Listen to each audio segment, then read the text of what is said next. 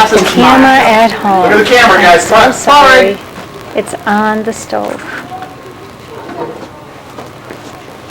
Clap your hands. There you go. Come on, camera.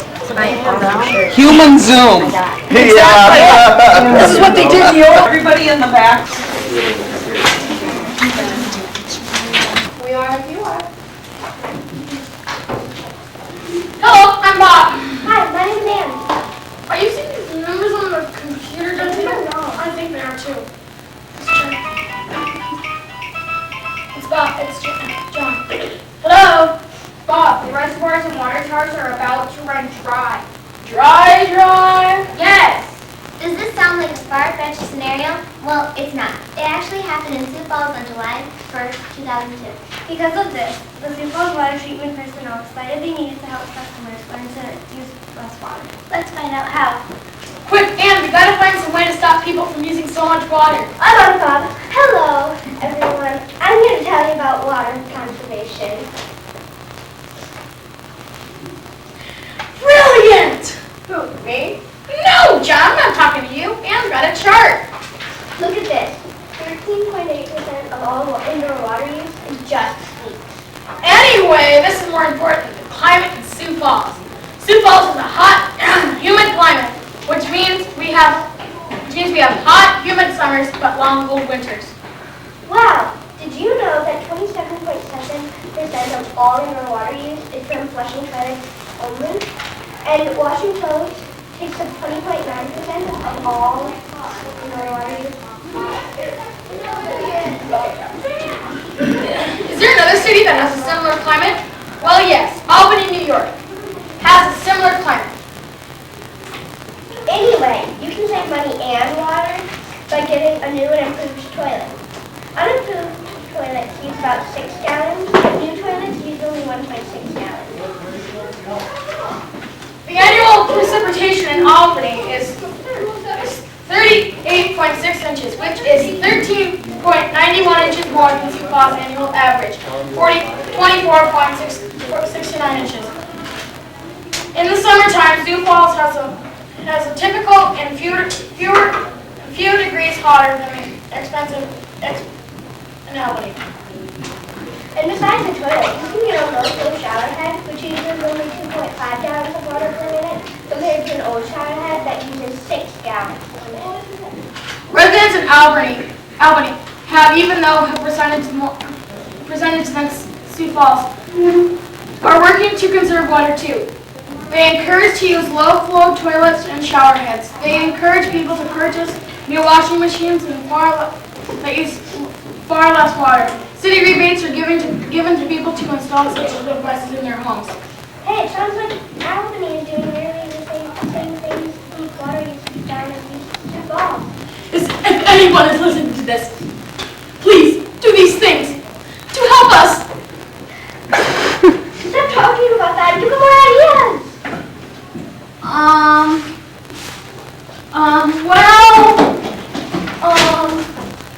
Does that work? What? Oh, got it! I know what someone should invent. They should have a rain barrel that collects water, and it could have a tube system to move the water to a giant afterglow, which is a sort of hollow sphere that is specially made to deliver only as much water as the plant needs. And this could be connected to a soaker hose system that would give your lawn only the 1 inch of water that it needs per week. It's brilliant! I know! Bye, everybody.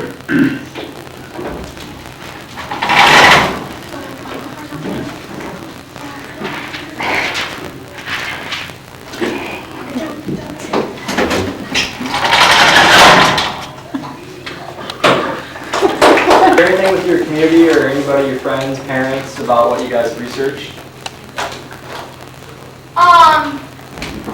We talked to some of the, something talked to, a lot of kids talked about it at some of our friends at school about how you can save water and stuff, so. Sweet. Now, where did you come up with this information? What were your sources? We used a lot of internet sources, and we had someone from the water purification plant find out about that man? Like, did your coaches tell you about it, or did you? He actually came and visited us. He actually, the chart that Megan showed was actually part of his PowerPoint presentation, and it showed like how the average person spends over about $20,000 worth of water a year. So.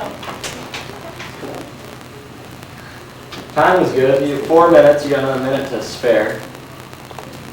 So you have a little more time. I guess your voice was very clear. You very well understand it. That was good.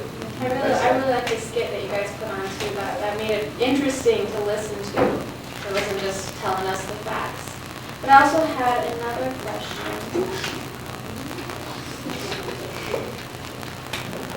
Did you think about how this would impact, like, you as a family, or like at your homes? Would you use less water? How you would? Well, I think that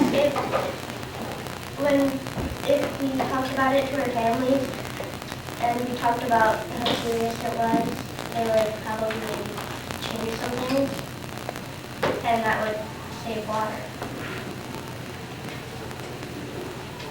It's good. I'd work on memorizing more of your lines and kind of get more fluent with what you guys are going to speak. But other than that, was really good information. And I have one last question about teamwork. Who came up with this idea? So it's Megan's idea. Now, the rest of you, I know Megan, you kind of been doing a lot of the presenting and the talking. You know, how did you affect this project? Like, did you help do the research, or did you help write the skit, or how did you all work together on this?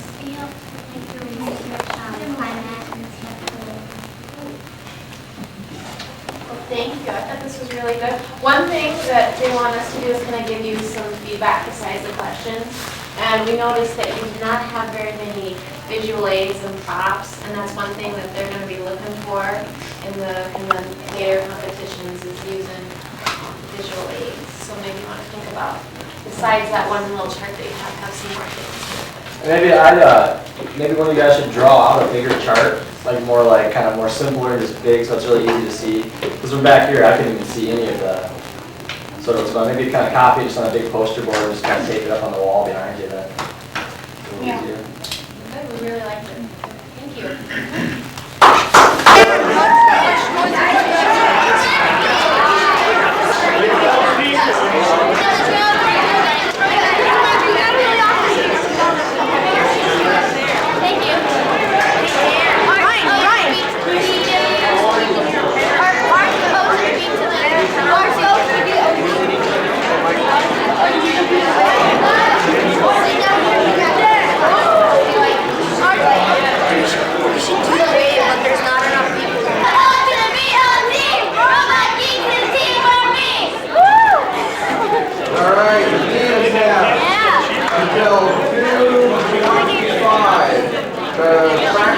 Or get their light reading or do whatever they want.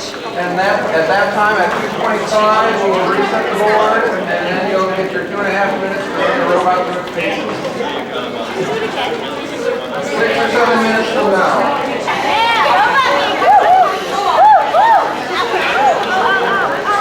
Don't worry about it.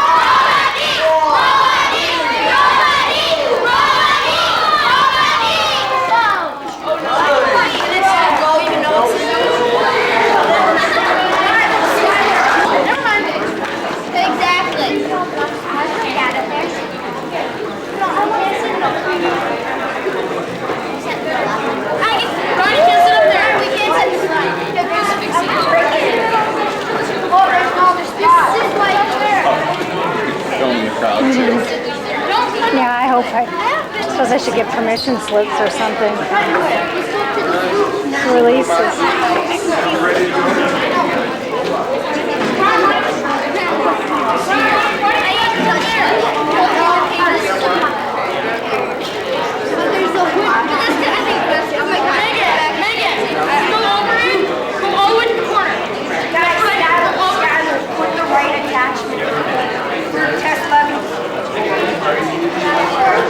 Anybody sitting there? Yeah, we said we can't sit there. Okay. Maybe the kids weren't. Maybe you could. Maybe you could. Yeah. I think so. Yeah. That's right. Which we support.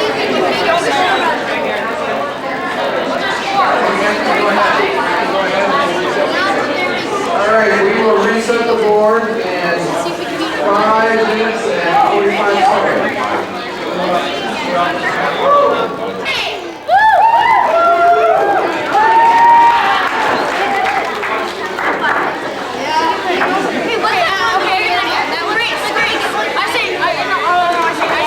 I say, robot, you singing. And then when we do it 3 times,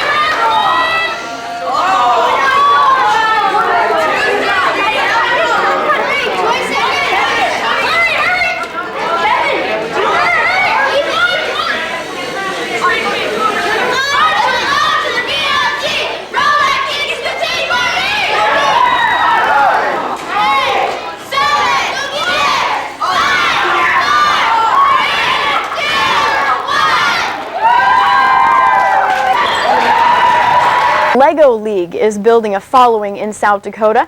It's an organization that encourages children to build skills in science, technology, and problem solving using the classic LEGO toy.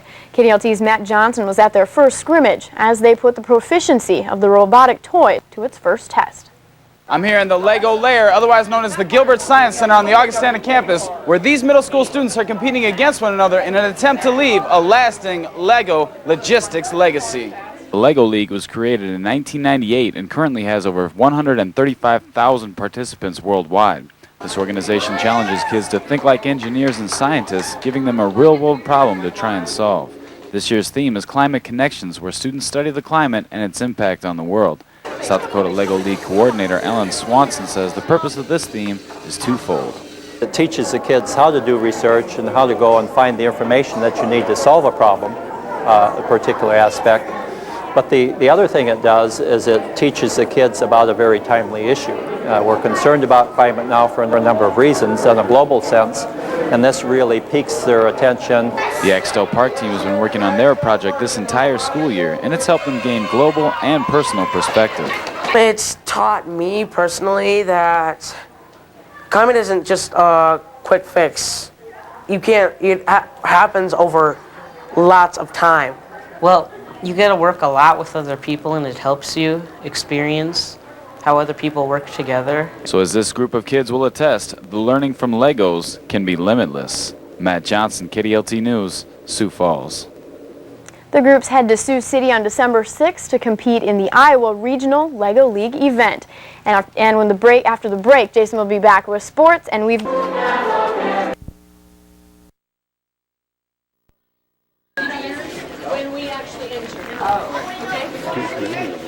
And no tiger claws?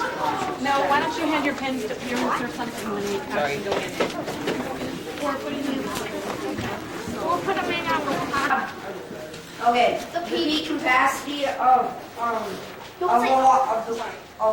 water plant in here is 54 million gallons. And on July, I found the chart.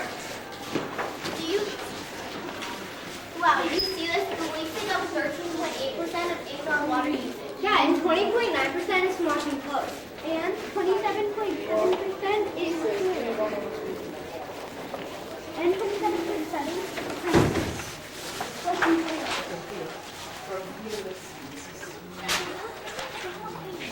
It uses 2.5 gallons per minute compared to the average one that uses 6 gallons per minute.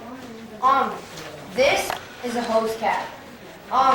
You can attach this device to a hose, controlling the amount of water you let out of your hose, so you can water your plants.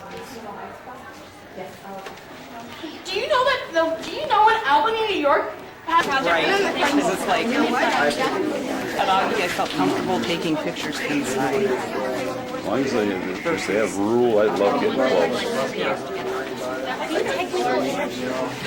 We're about to run dry. People, the reservoirs and water towers are about to run dry. I know, we see it right here. Where's that chart we have? I know where it is. I will go get it. Be right back.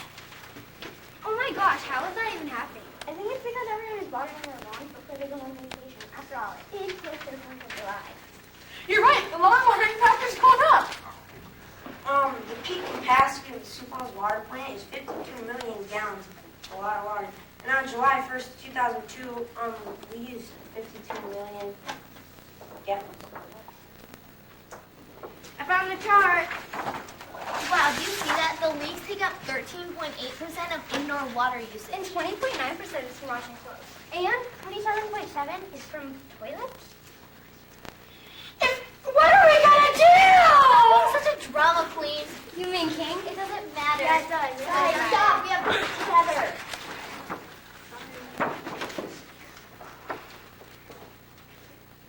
Remember those water conservation kits? Yeah, I do. You should go get one. Yeah, I have one right here. This is a low-flow shower head. It uses 2.5 gallons per minute compared to the average one that uses 6 gallons per minute. This is on a hose cap. You can put this on your hose to control how much water you use. Water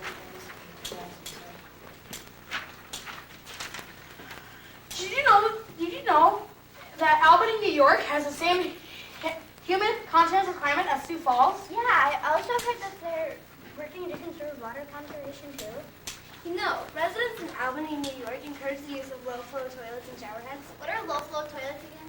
A low-flow toilet uses 1.6 million gallons of water per flush. And an old toilet uses 6 gallons per flush. The city of Albany also encourages people to use washing machines that use far less water. They also give city rebates to people who install these washing machines.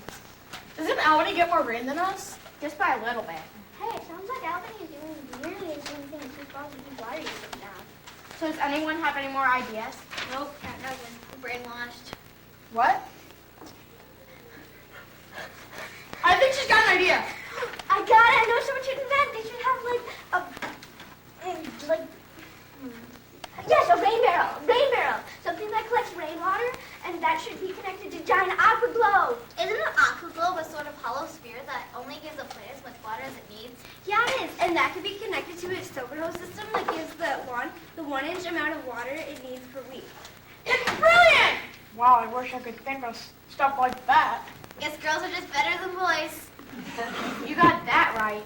You know what? We should invent this. Yeah, I'll start writing down materials. Oh, looks like it's time for our coffee break. Oh, finally. Great. See you guys later.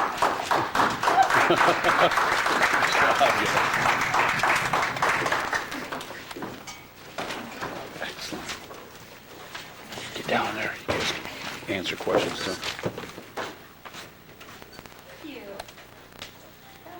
Did the information you used offer different ideas than what you expected to find when you started this project? Yeah. Like what? Like,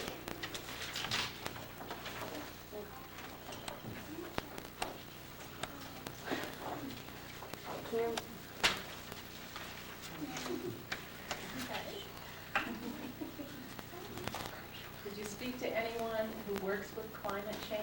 Yes, we did. We talked to a guy from... Tim, can't remember his last name. Someone from the water purification plant in Sioux Falls came and did a PowerPoint for us. Okay, and what kind of information did he give you? Well, he gave us the, like on July 1st, this actually happened. We used 52 million gallons out of the 54. And he also used the chart in his PowerPoint and gave me some tickets. And what the is kind of what Ryan has. He has the cap hose, and what Branch has, he has the shower head. And they pretty much, there's a rain gauge, and the rain gauge actually tells you how much water. You're supposed to have an inch of water on your lawn, and this shows you how much water you have.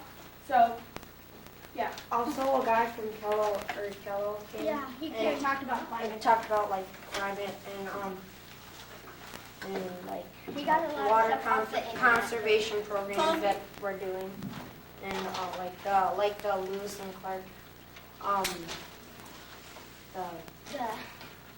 the Lewis and Clark water conservation program. I want a little clarification. Can you give me the stats on your toilet flush?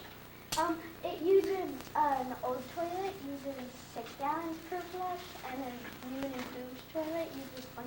And we had an idea that if you took bottles and then you filled them up with sand and then put them in the thing on the toilet, like the back where the tank, and then if you put them in there, it won't use as much water to fill up. Yeah. To refill, it won't. Yeah, it's kind of the same thing with the low-flow toilets. It's kind of the same thing with the old shower heads, because the regular shower head uses about 6 gallons, the same amount of the regular toilet. So pretty much they're using the same amount of water, and so that's why they invented the low flow. The shower head uses only 2.5 gallons. Have any of you convinced mom and dad to put these things in place at home? I tried. I did. My dad actually put it up. Well, actually, my stepmom, she found out that she works at Chevy's, and she found out that the toilets use countries that are in the world. How'd you pick Albany? We just kind of searched the internet. We just looked around and we saw it was near the same latitude, which is the average temperature. From the equator, distance, same distance from the equator. And it has a similar climate. Okay.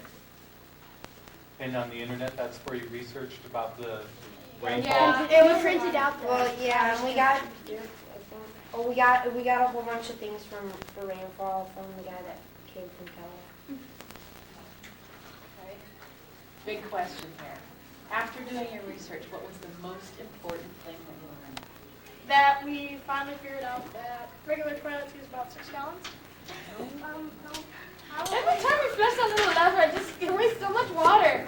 Flush, there goes 6 gallons. Flush, there goes 6 gallons. Yeah. That's the most interesting thing you learned. Oh, no. Well, it's just how to save water. How to save water and like how bad it can get. Because, yeah, the 2 million gallons seems like a lot, but it really isn't when we use so much. The most important thing I learned is that we need to do more stuff about conserving water for the future, and so we have water when we need it most.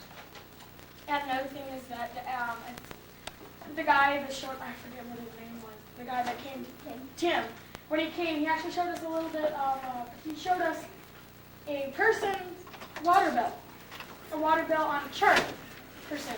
And he showed us about the year of 2003 when they switched their washing machines, the toilets, it was like up over the roof. So of course it just dropped down where they switched it all. So of course it's, yeah. How did you decide how to do this presentation? We kind of just... Well, we were looking around and our uni teacher found in a book about something about water conservation. She said, hey, we should do this because we were thinking, I found a really big chart on the internet about rainfall.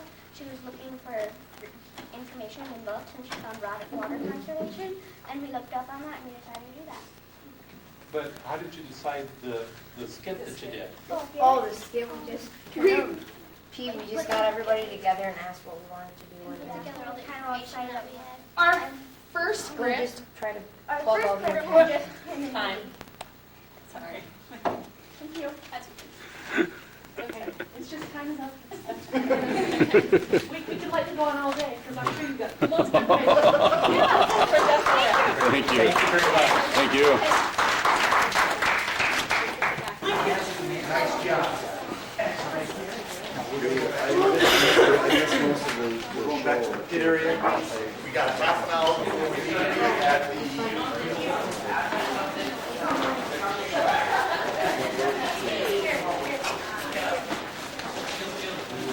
There go the geeks. I don't even know how much that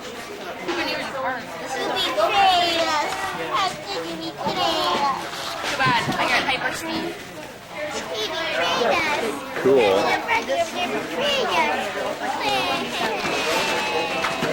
needs to be big enough so that it's around up here.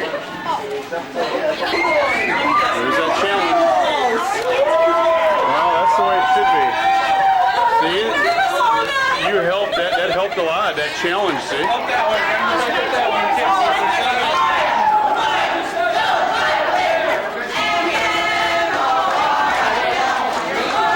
And then you want to...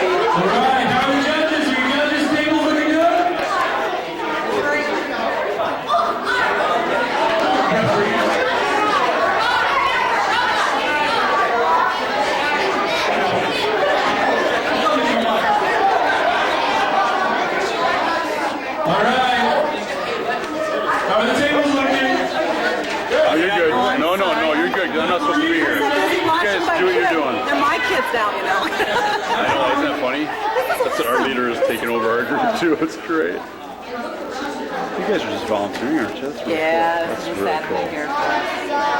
Might as well have fun. Yeah, you know, Whit always does great Love stuff. having It's you just guys. fun. It's just fun having hosting. We wouldn't know where we're going at all. Just trying to figure out. We're gonna go around. Who are you guys? Do it at the same time. And who are you guys?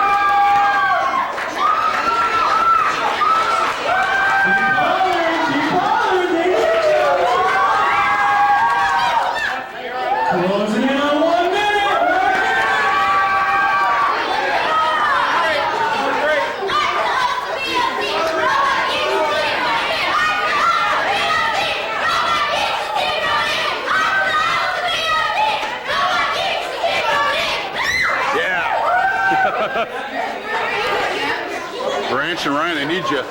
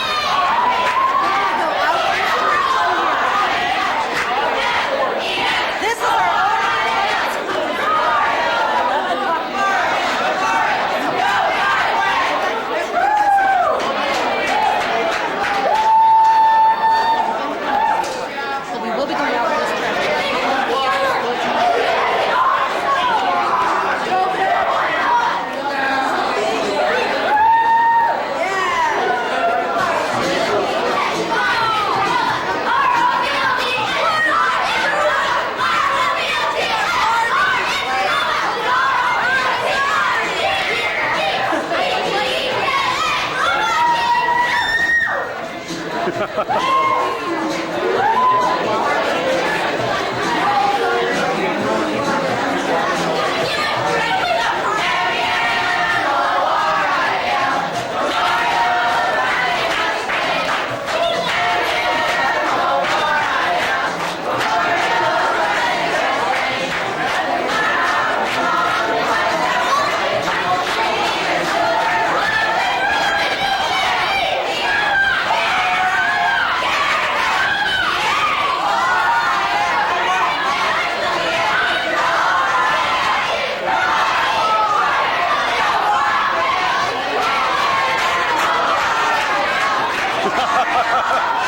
it going, guys. We got a battle.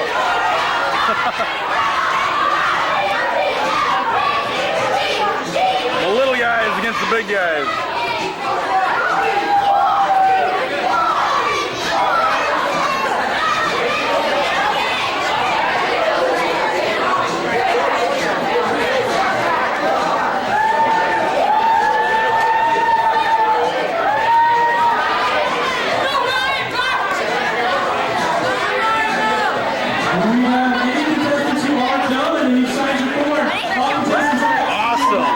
Awesome. Woo! Nice. There you go. Get the crowd going. Yeah, look at the crowd and do it. Once again, let's test their time. Go ahead and mix it up. Good job, guys. Nice. Good job, you guys.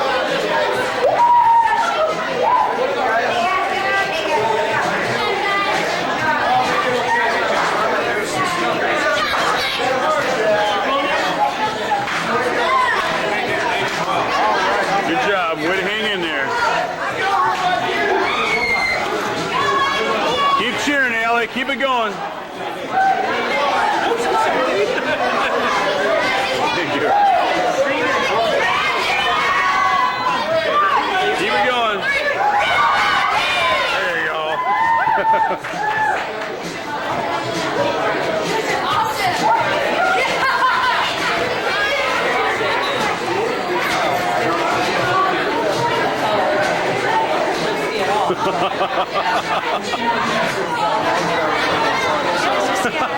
I love the signs. That's great. See what they're up to. They're trying to work a problem out. They might need your assistance.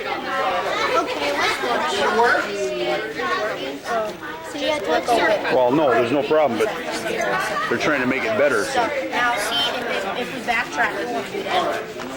Yeah, because it will go like this, and it will go like this. Wait a second, sorry. Try it.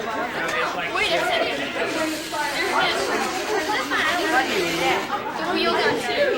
This part right here. Yeah, the back wheel's too high. I'm just saying you have to. Is that going to make tax if we take that off? It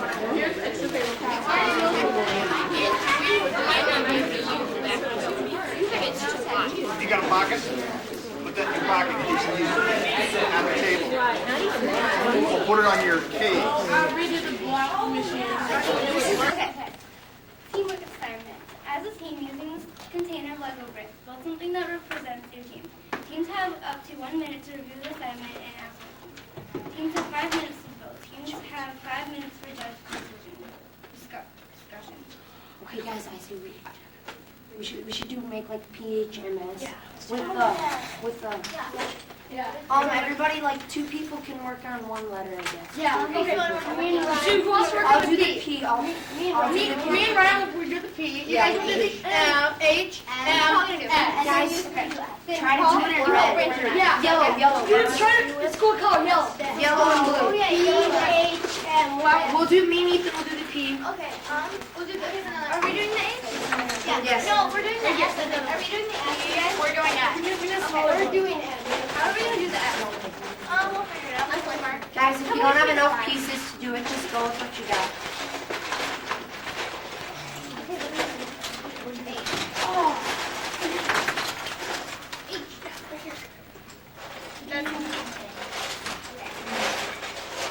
So then why don't we just like do more?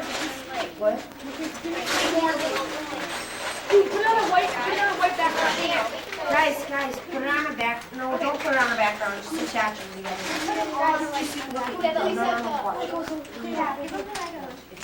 Just do this. Do this. That's good. That works. P. Just gonna be the P. Okay, so we Can we, you guys, do you have any, can you find some, 2 more of these? Yeah. Yeah, but we need 2 more of these. We can make like an exclamation point picture. Oh, look how nice. Hey, do you want to work on that? Can you please get this off? Hey, can I see the logo? Which one on the back?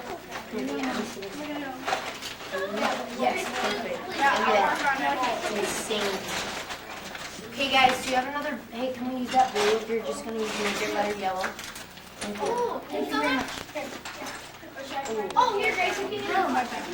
No. We need a bigger. Oh.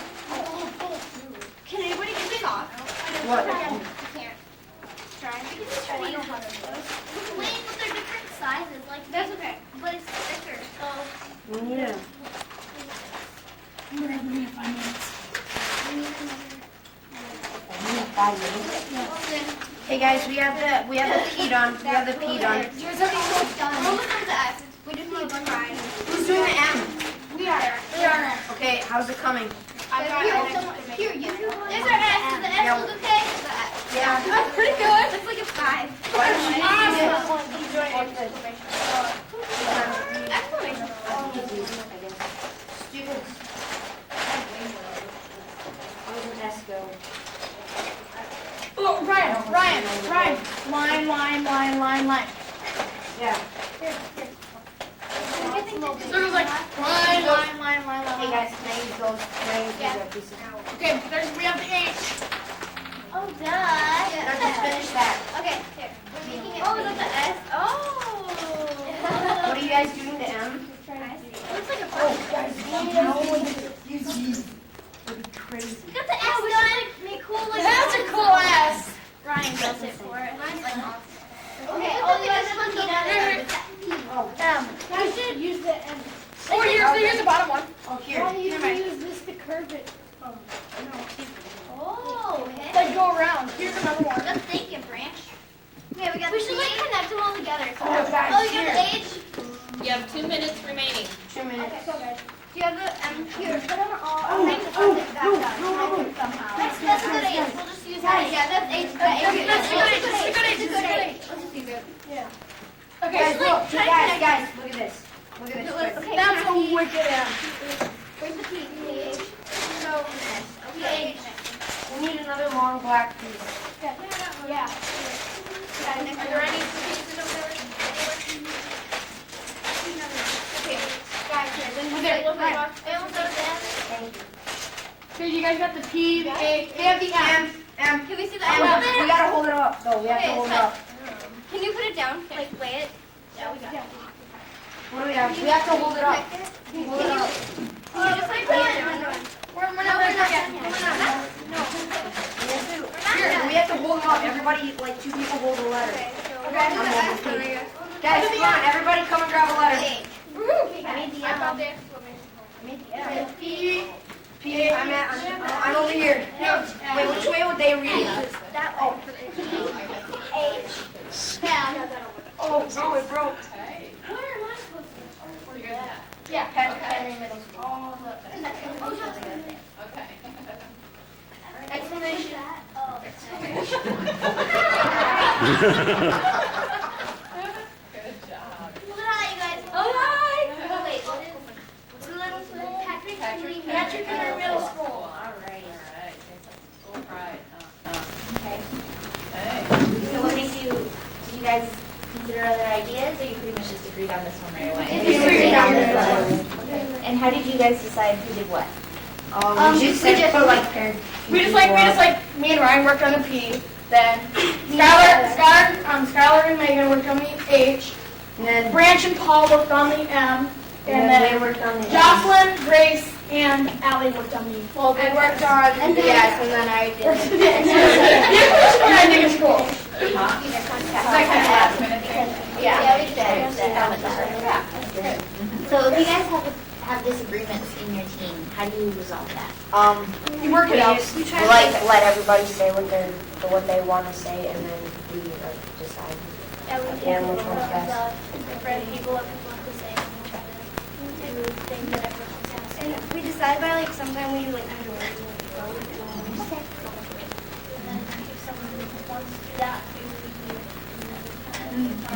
maybe like where you kind of it or something. Like if a program for the program like- won't work, if a program won't work, we can say like, oh, we'll do this next. We'll do like the next time we have this competition, we'll fix it up now, then we'll do it. Then we'll do it at the next competition. So. Okay, all right. What does gracious professionalism mean to you? It means that like you're trying to be gracious to people and What does gracious mean? like being nice and not doing them if they get something and like Encouraging them. Gracious professionalism, I think in like the business world, I think it's like when one business helps like another business product or something. Okay, so how do you apply that to what you guys like We like, can team like when someone makes up something and it like doesn't quite work for everybody kind of does their own thing, their own program. And then like when we need to tweak someone else's thing so it works with everybody else's, we all just kind of work together and pitch in for all of our ideas. and also To like so all of them like if someone in your competition you need a card and they ask you for them and you have it, you should let them use share it them, instead let of them telling use them the no, card you and can't then have it because it's ours. And yeah, Mhm. sportsmanship. So from another team you're talking about? yeah, from the Okay. So,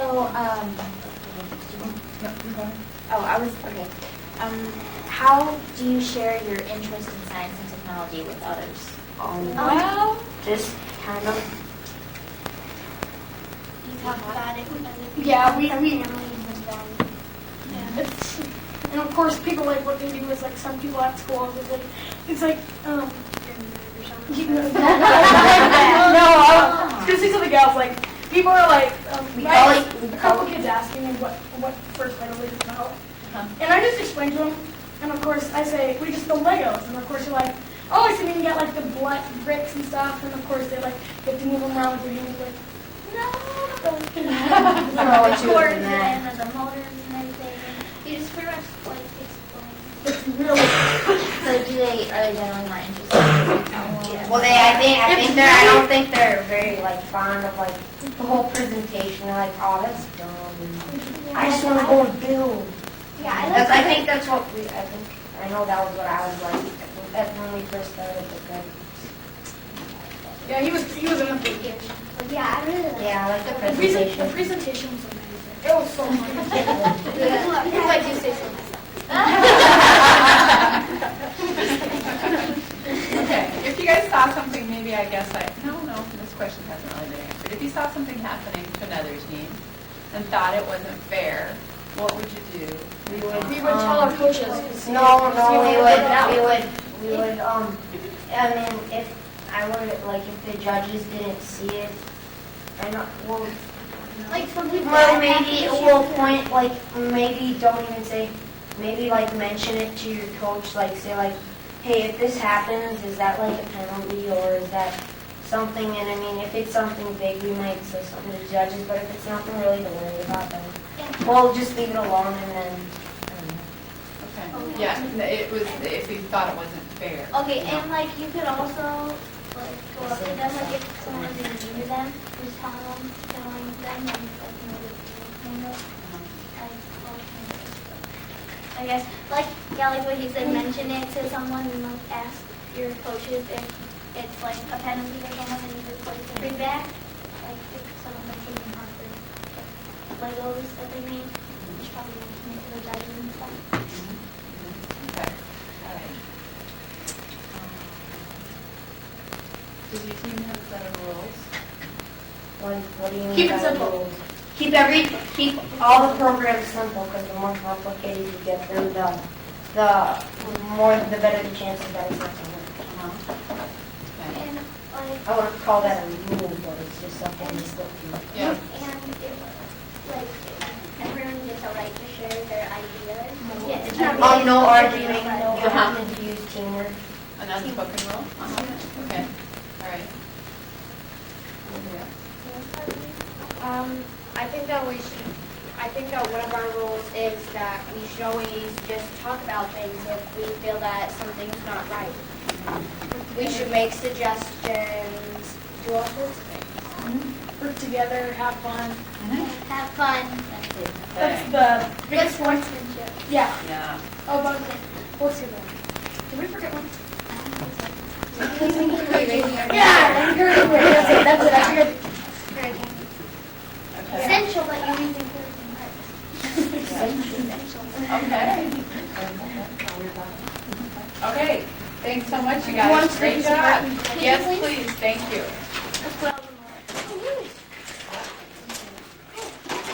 Oh, here's your, okay, thanks so much. Good timing. I'm afraid I'm going to tell. Thanks, Megan. Hey, what are we talking about with this right Here, you guys from Sioux Falls? Yes, we are. Just kind of got thinking about that. My nieces went to Patrick Henry. Do they go there now? Nope, nope, they're at Lincoln. Way to go. Yeah, Lincoln! Yay, Lincoln. Washington. Oh, no. They're splitting. One, yeah, half goes this way, half goes that way. That's cool. Standing. They demonstrated it. That's what's cool. Who cares about talking about it? Who cares about the interview? They demonstrated it. I've never seen that. I mean, they didn't need to say anything. They demonstrated it. Yeah, before you stop anymore, could you please just like settle down? You guys demonstrated teamwork. You demonstrated it. Just settle down. You were great. He's like, Now, There's a picture. we have a table reserved for our robot. Come in the middle. Back to the pit area, tweak our Oh, robot. gotta get try out some of Cindy's way. But we got it. Dan, how long do we have the effort for? 13 minutes? Yeah, I signed up for 15 minutes. Then we got 11:50, we go back to the Thunderdome. Are you ready? The Thunderdome. Okay, back to the pit area, let's go. It's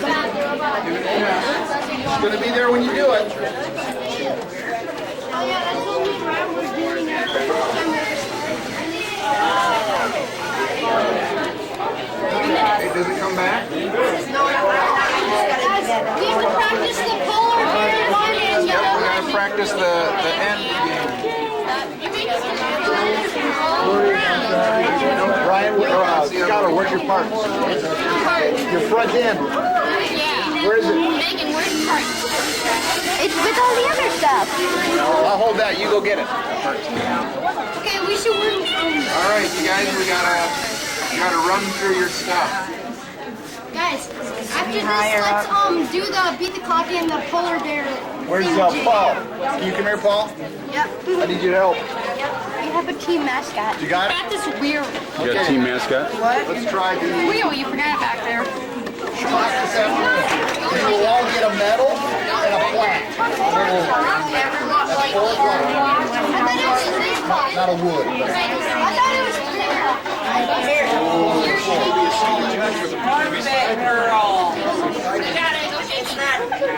The treads aren't lined up. If we ever do it again, we won't do it again. All right, let's give it a shot. You have to bring it over here.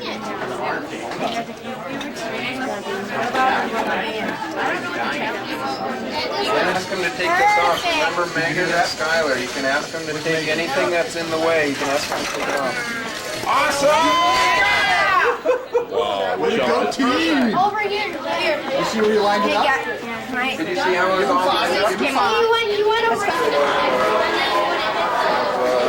Home Depot, isn't that the one that says you can do it, we can help?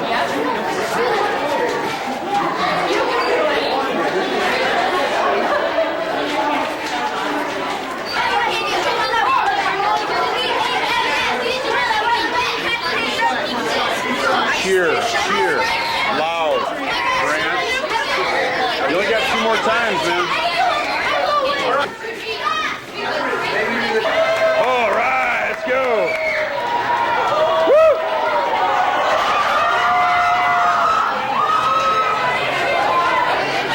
There you go. I love that entrance. Do it. Teamwork. Woo!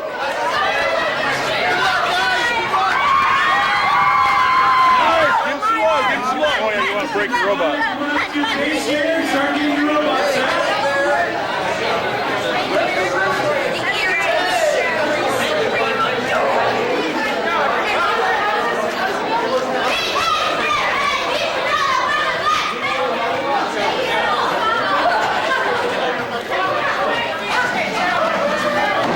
Grace, Grace.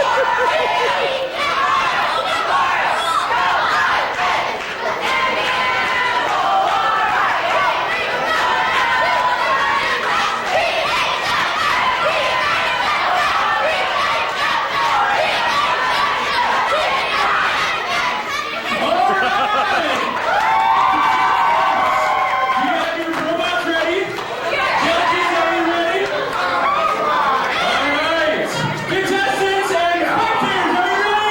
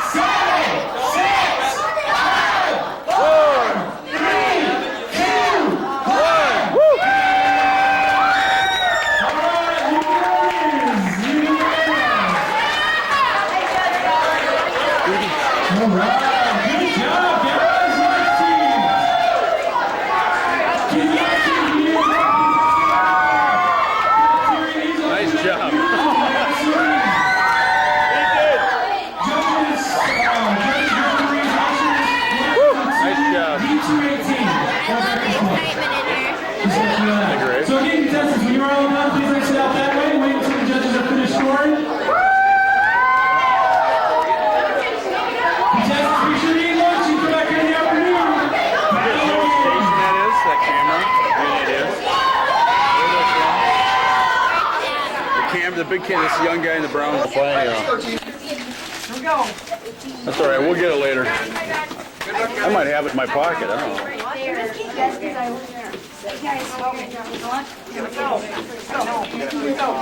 have no idea where it was. Ryan, here we go. Technical. We're getting that last technical checkup.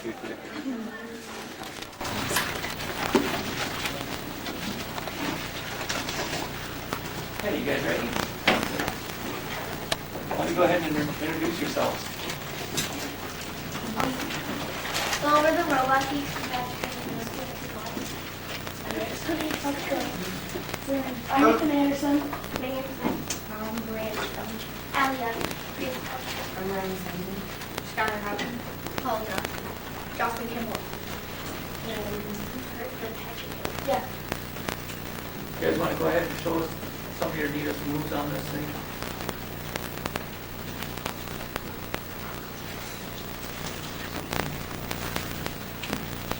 And tell us a little bit about the design and why you designed it this way. I wanted to do find agreement first, but then I knew that it was going to take too much time, and like one day when I was working on it, my wheel ran over that, so I thought, I should do this one instead, because it was like the day, like 3 days ago, and we didn't have enough time. Can we move those lines and the arrows up there, so they're off the, like, or kind of this way? Yeah, just pick them up, put them on the side. Just put one, we don't use them. Oh, we're not using them. Yeah. And then, so I just decided to do the flood barrier, and like one time I saw one of the teams at our practice run, they just ran over this with the wheel and then it went. So I thought, I should make my arm do that too. And then we just came up with this program.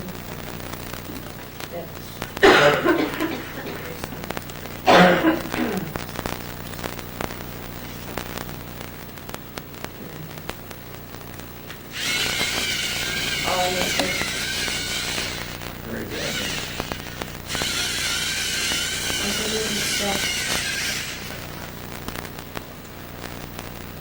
We'll run it again. You go ahead.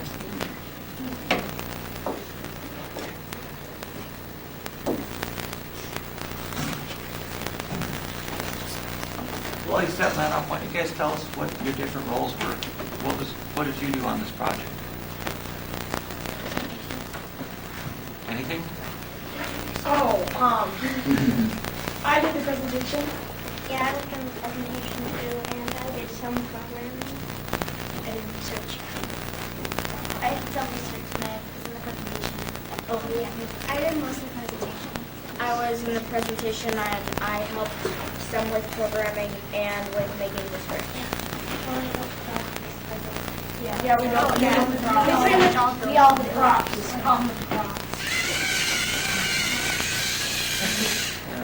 What did you do? I did a little bit with the research, and then I did some more programming and building. Yeah. But I'm with programming. What did you do? I was the designer for some of the adjustments for the robot, like the treads.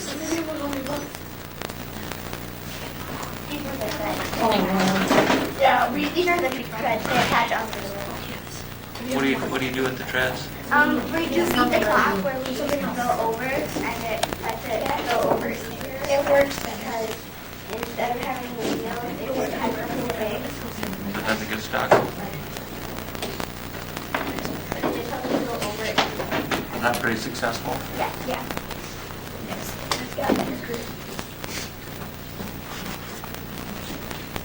How do you control how far it goes before turning the length and everything?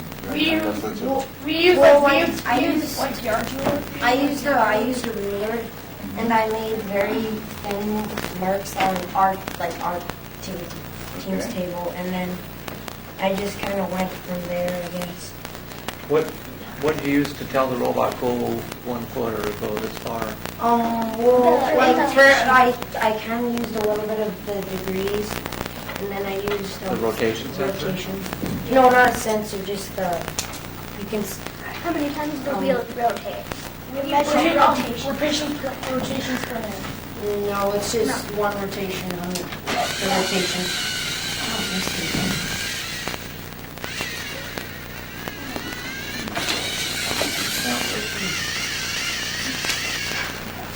Have you guys competed yet? Yeah, the line's not. How'd it go? No, we have one more run. Oh. Yeah, we have one more. Is it pretty exciting? Yeah, we're competing against the other guy. What was your most challenging? What was your most challenging? Probably when I tried to do ice park track. Oh, yeah. Yeah, that was hard.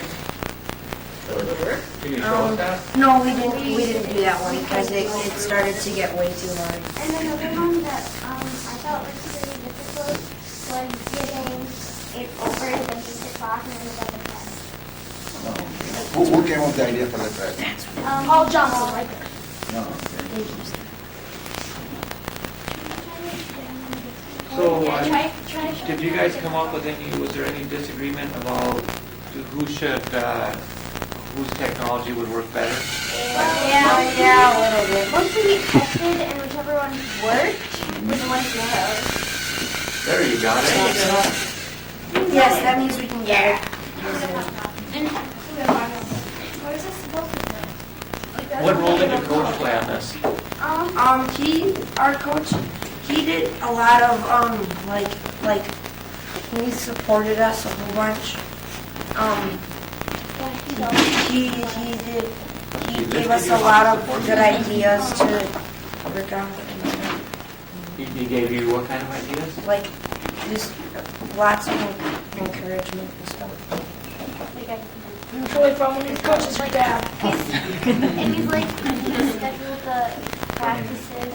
Yeah, he did a lot of work to help out with, like all of our practices. Every Monday after school, 3:30 to 5 o'clock. And then sometimes And Saturday is from like 4, from 10, 8 o'clock till noon.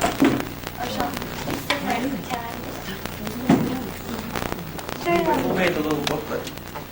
That'll be the coach, Kevin Anderson. There's actually the second booklet for Geeks Squad 2.0. They are also the secondary team from Patrick Henry. No, we had a whole bunch of people doing it, so we had to do it as a total second. Yeah, we had Second team. We are competing now for a last Yeah. Yeah, we get to play in one game. So Patrick Henry versus Patrick Henry is actually interesting. Oh, now we're both gonna be doing the same cheers. No, we won't. No, They're gonna do Geeks. And they're I know, but they have the same Patrick Henry cheer probably. Yeah. No, I just made that up. Oh. Okay. Was the first time you guys are working together or then did you go on some other projects? Since the This is Patrick Henry's first year. Yeah. yeah. And this is like This is Beat the Clock. One of our. okay. Hey, put on the other guys. Oh yeah, we don't have a We polar. decided to Oh yeah. combine functions to get the Extra points. scientists and the I think it might be all backwards. Uses less time. I say them up, so we put them down. Okay, that's fine. They're not all. Yeah, well, maybe they will come off. They will. Put you guys back. Put that there and then that folder. So you guys are dumping those in here. Yeah. Good job. About a couple weeks ago at Augustana College, and now I'm dropping down. Push it Yeah, out of the similar way. what we have to what we have. Leave it out of the way.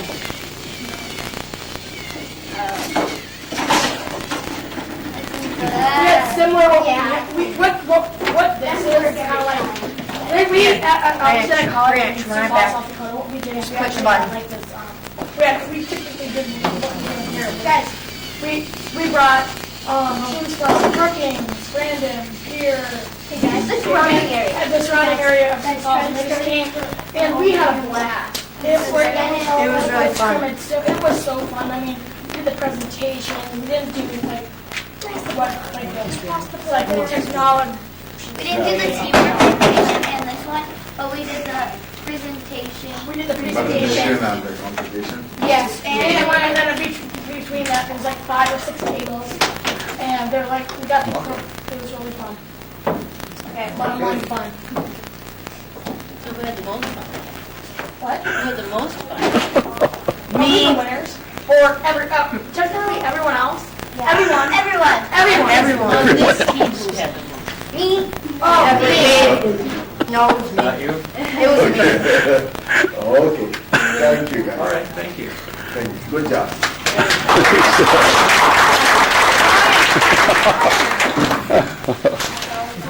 That was great. You have to be gone before Paul can come up. So you go to the other side of the line before Paul goes on, all right? Let her tag you, all right? And there's She'll another slap your hand. problem. See, when I do this, that's good for the black and gold, but I need to change it when I do that, or it hangs down. Can you, at the end, the only thing you gotta do, you don't need these things on at all. Can you just rip the bottom ones off? This bottom part? Yeah, rip that off when you're, just before you're putting it on, at the end. Because that's the last thing that you're doing. Leave it all on now. I told Megan to run it, the last mission takes off, and get it. So the robot's running. So while it's running, then it's second to the last mission. So Paul, you know, you're gonna be there. You're gonna be ready to go. Where does he hold the sheet or He's gonna have to hold it.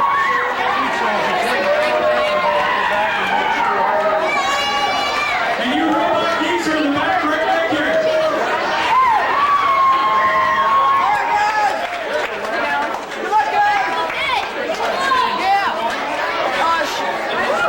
There you go. There you go. Keep it going. Come on, geeks, let's go. There's no energy.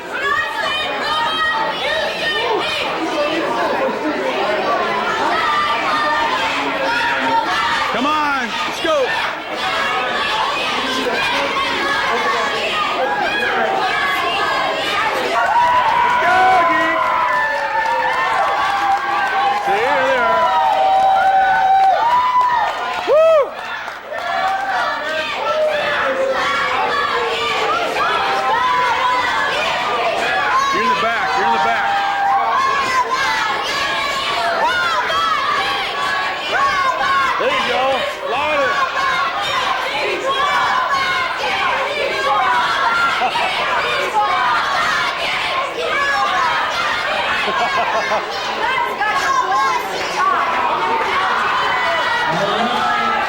Keep it going. All right, Ryan, way to go. The last one.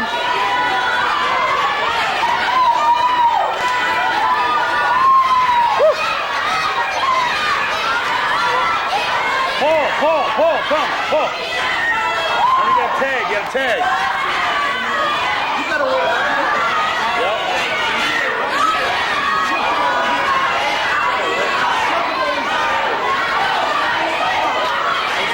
Yeah, he's your tag guy.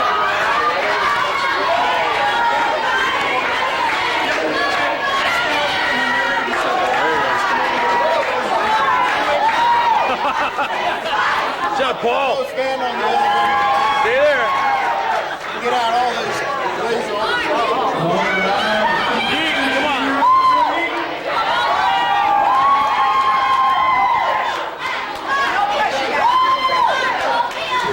Come on, Brant. Let's do it. Last one. There you go.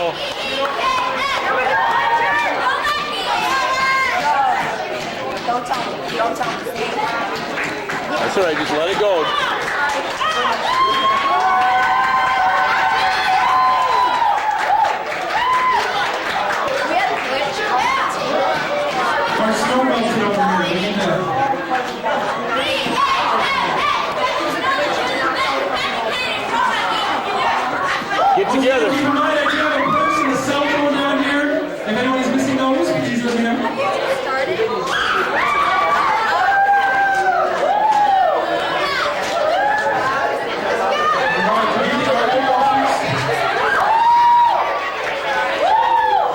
on, you guys. You can do it.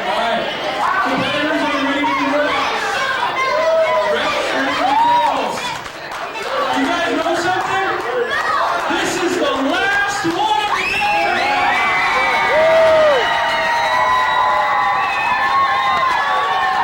So, you know what that means? I expect this to be the loudest one.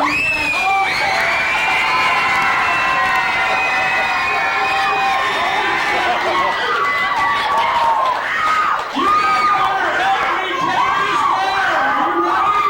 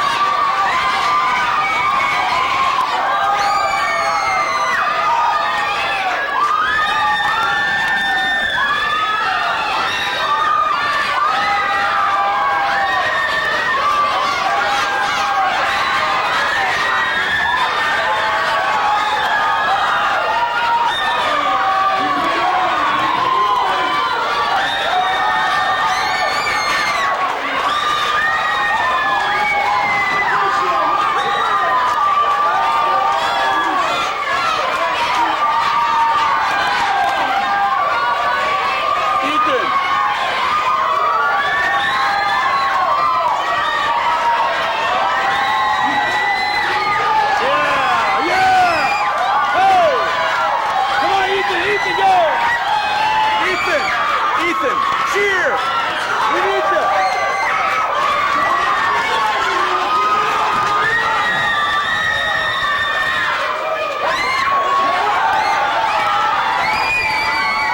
Tag, come! Tag! Megan, you gotta get out of there, don't you? Go cheer, help him cheer! Ethan, yell!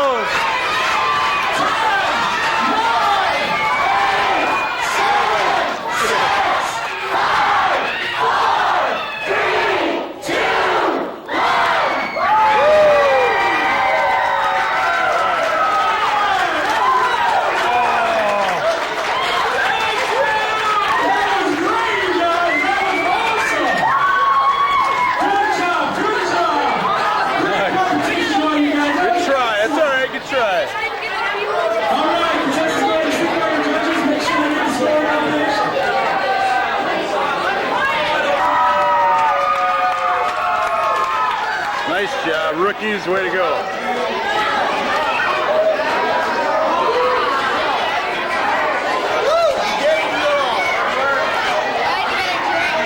He's going to first order his cell phone. We do have those two items down here.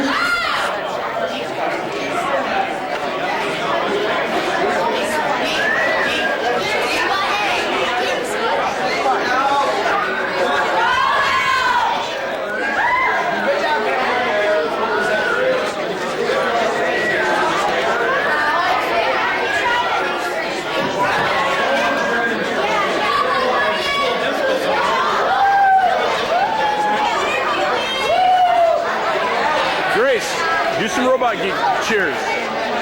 Now's a good time. Come on, guys.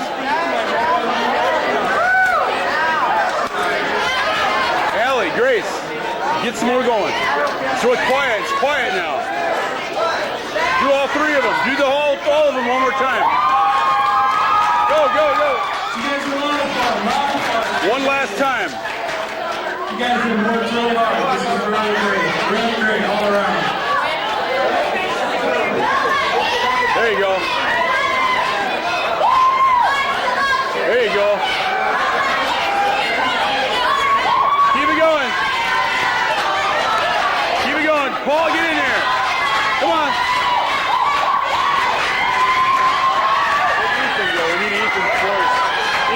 says powerful voice.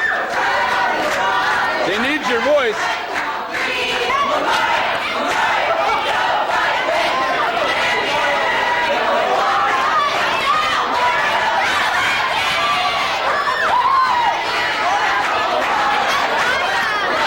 Missed about half the dog.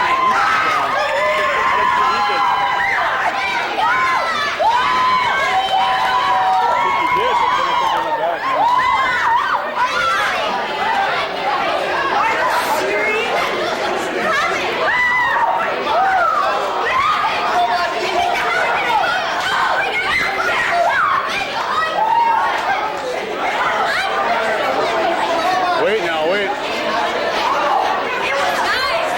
I think they won. They got one. Well, one out of three. I mean.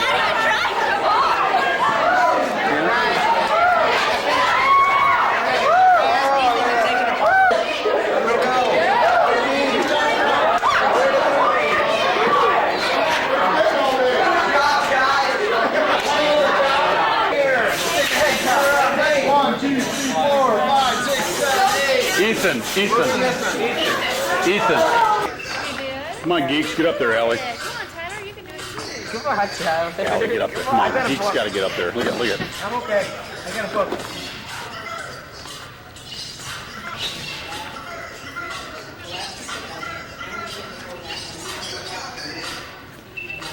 You know it? There you go, guys. Allie. There you go. Ethan, I hope you dance, man. Look at you go. You're natural. You got rhythm.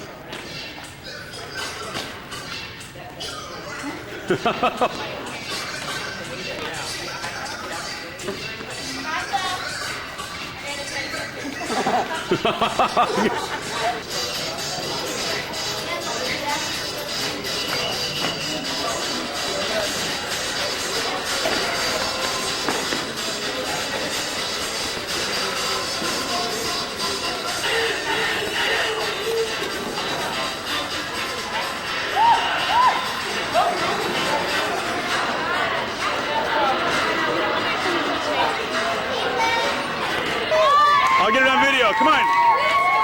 Let's go. Let's get this thing going. See, that's okay, isn't it? Hurry up. Geeks. Ryan, Branch, get up there. Do it. Ryan and Branch. Paul, get up there.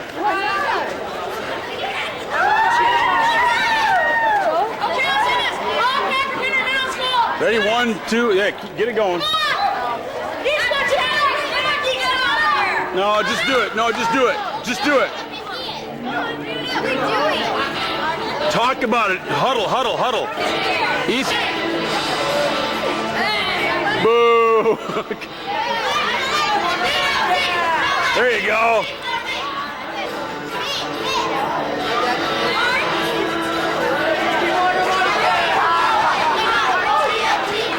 Louder.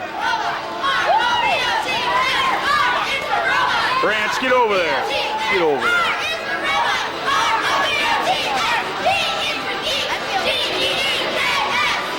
Branch. When I say robot, you say me. Robot. Geeks. All right. Way to go.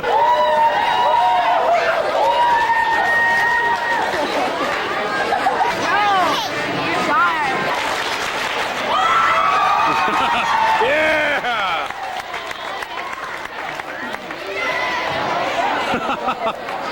That is awesome.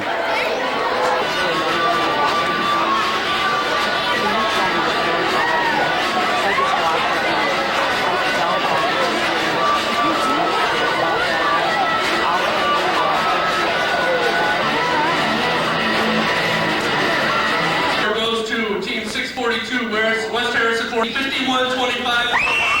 All right. Figured that. Woo! All right. Yeah! Good job, guys. Woo!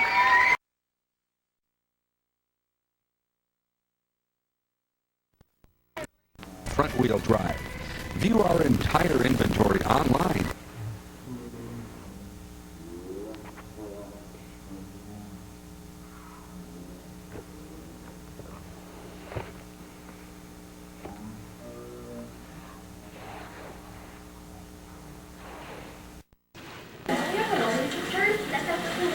But yes, it goes, you really should leave that. Look at it. Albany, New York has a similar humid continental climate as Sioux Falls. Yeah, so it's white. No one cares. You guys gonna go? You guys want to the Arby's after work? Guys, we're up to 51 million gallons. By the end of the day, we'll probably get up to 253 million gallons. We gotta do something. Ew! She's keeping that again. Ah, sweet, I want to try. Oh! Poor guy. What is wrong with those two? Let's see the chart. Whoa. Water usage is pretty weak.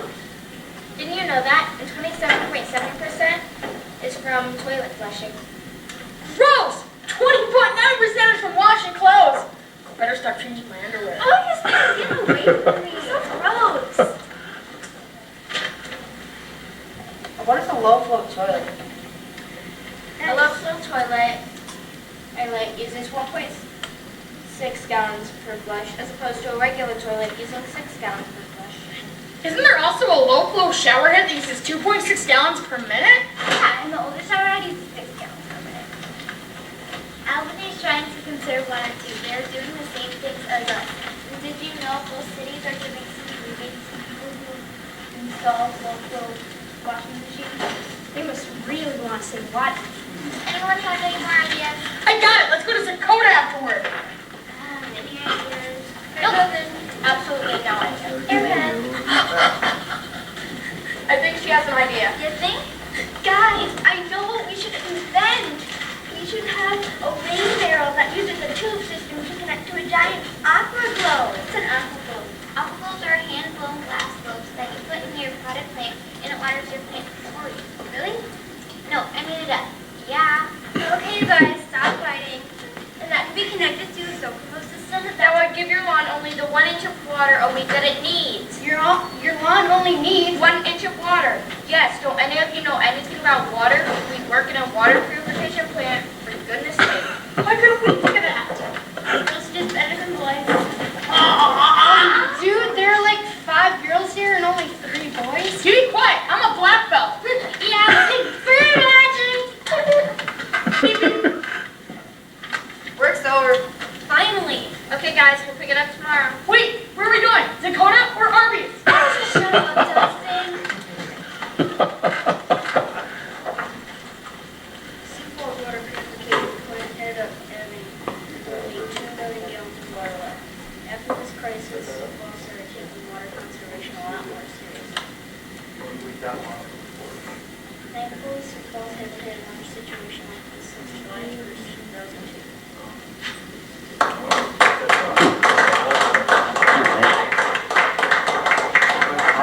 Very nice, guys. I am very impressed. All of that information from that presentation that I gave you, you used almost all of it. It was fantastic. And I like the idea of the rain barrel too, because actually... That was my idea. Good job. Because actually, you know, it's one of those things where if you look out on the internet, there's a lot of information out there on rain barrels, and that could potentially be an area where we decide to go. And I think that's an excellent idea. I think it's very good. It's fantastic. You guys did a wonderful job. So now you go and give the presentation to the school board tonight? At IPC. Excellent. That's fantastic. So what are we doing for the next 15 weeks? Half an hour. Well, maybe you should ask if he has any questions. Any questions? The judges will ask them questions when they're down there. They'll do their presentation, and then the judges will ask them questions about their presentation. Did they get their statistics from the hours? I think they got that right. Yep. I think they came very close. Yes. Oh, Yep. Like we were wondering about the part where about the hot summers and short middle winters. Like, Yeah. Is that right? Like, or is it more like long? Yeah, long. Well, see, it all depends upon when you grew up, okay? When I was young, I think it was pretty cold. You know, this was probably typical. You know, when you guys were younger, we had mild winters. So, you know, really, our summers are very short. And so the watering season is probably only 3 or 4 months long. You know, it all depends upon how much rainfall and snow melt we get in the months of April, and then how much rain we get in May. People may start watering in May, or they may not. It just depends upon how much precipitation we get. Okay, so it could be May, June, July, August, you know, maybe September. October, usually it's pretty well quiet. You know, we don't get as many people watering in October. Okay. So, you know, we're talking probably 4 or 5 months is generally the watering months. The big ones are June, July, and August. Those are usually the big ones. Yes. Does it when they say about the waters like the rivers low, does it have to do with anything about is there like a theory that says that when we get lots of snow, we're not going to get as much rain? I have not seen anything to correlate between snow melt runoff and precipitation during the year. Because last year what we did is we got a lot of rain but not very much snow. Yep. And this year we got a lot of snow, so if my theory works, it might actually work. So if we get more, if we actually get not so much rain. All I can say is I hope you're not right. Okay? What works best for us is that when you get precipitation, you know, maybe once every couple of weeks.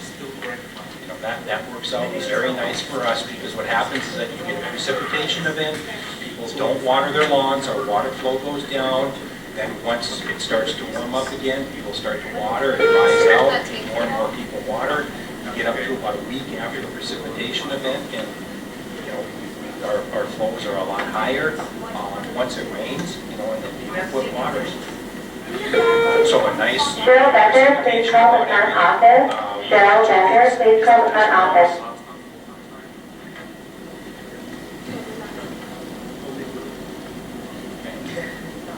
You guys have any other comments or questions about the information that you had? I thought the presentation was I have great. a question for Megan now that we're asking. Well, when I asked if precipitation has anything to do with it in the script, then you should say yes. Because precipitation does matter. I know it matters. I mean, It's just a joke. It says, it's just a joke. I'm just saying that's all.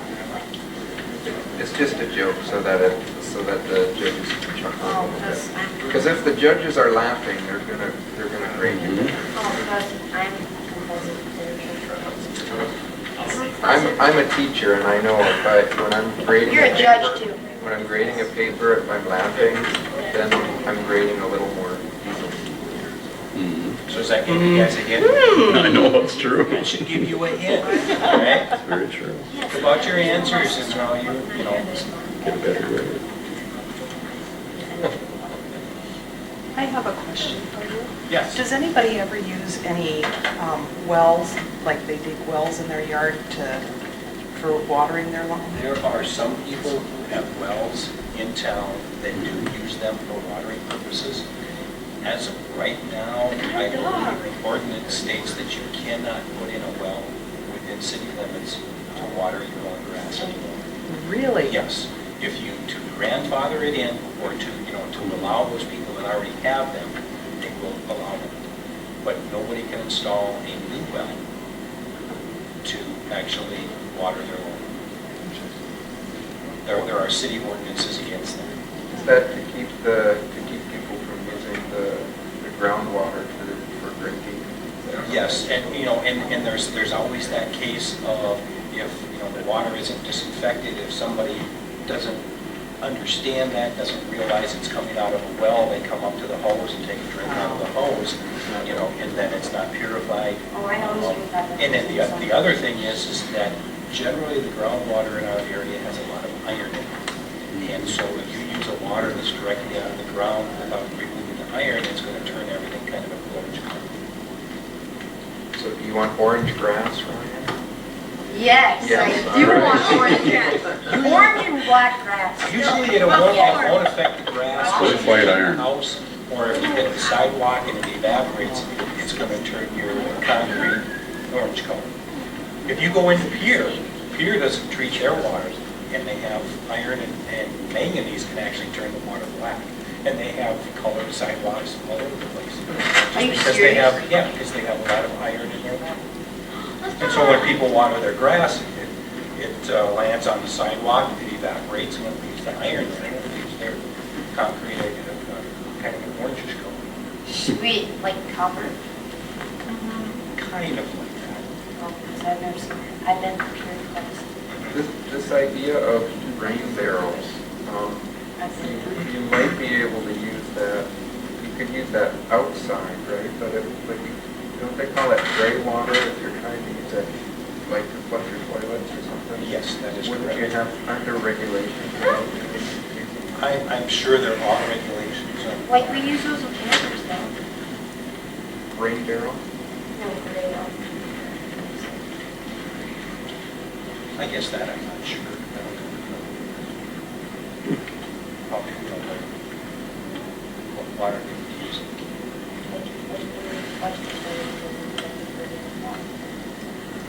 Oh, I see. Okay. But the actual water to use or that you use to flush the stool is from a tank within the camper itself, right?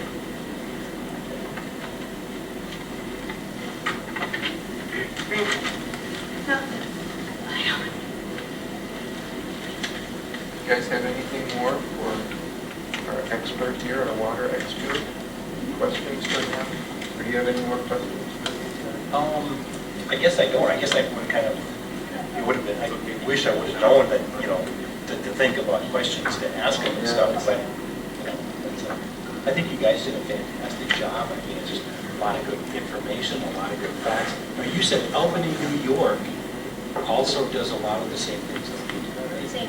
Yeah. A lot of the same stuff. I'm gonna have to check them out and find out, because I didn't realize, because I know people ask me, what other communities do the same things that we do. And now I know. Albany, New York. I will look that up. One of the things that these guys had to do was find another city with the same general climate that the same, and Albany is at about the same latitude. There's plenty of land mass around there. I see. Well, there's lots of places in the world that are Similar.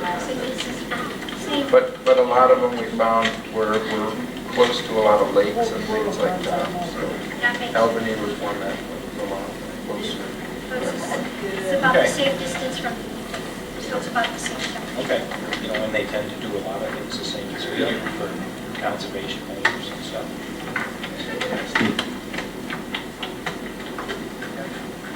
So you guys, when do you leave?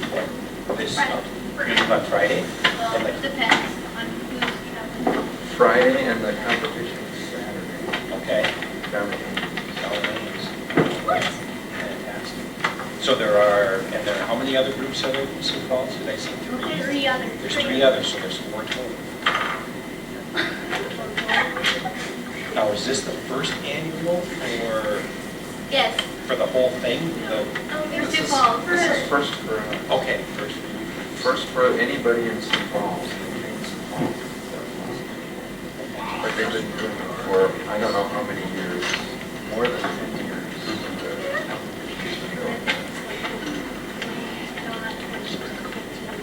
I think this is eight state of Iowa. Yes. I think that the first place that they actually started Lego League was New Hampshire. And I was actually born in New Hampshire, You too. were. Cool. So that should give us an advantage. Yeah, I like that idea. What should give us an advantage? She was born in New Hampshire. Home field advantage. Jocelyn was. And that's where first Lego League started. Weird. So how many teams are going to be in Iowa then? I think I read 72. 72, I read. 72. Right. Now, this is the regional competition, right? It's a state. Oh, this is the state. And then regional in Atlanta, Georgia. It'd be fun. But we don't have one in South Dakota yet. Okay. We're thinking Trying to we're nail our script. do some planning and maybe do one of our own. So then, if, how many winners come out of the state competition? 9. Well, 9 We came were one out of them. We got Team Spirit Work, Spirit Cheers out. 9 teams came out of the regional. He said we're the loudest team to cheer. Okay. I don't know how I think many we're the only go ones that have over 70 cheers. To the data. but I bet that it might be as many. I don't think it's more. You have robot geeks, we have the PHMS one. We should show them a cheer. Yes. Let's do it. Let's do it. Oh, that's a great idea. Who would get to go? So, oh yeah, Ethan, they need you. Ethan brings the lungs. Make room for everybody. Maybe we'll have one in the middle, like jump. Paul needs to get in. Yeah, the quietest one is the Yeah. Good idea. Good save is right. Watch that table fall. Saddest songs in the He world. doesn't care. You guys don't get a ring. I know, you know, but he makes it on there. Everyone How many gets teams are doing that? That's great. But this is a huddle. We might need that. Sing it in daycare. Okay, be quiet. Hey, now, boys, I'm being really close. What is your shoes? R to the O to the BLT. Robot Geeks is a team party.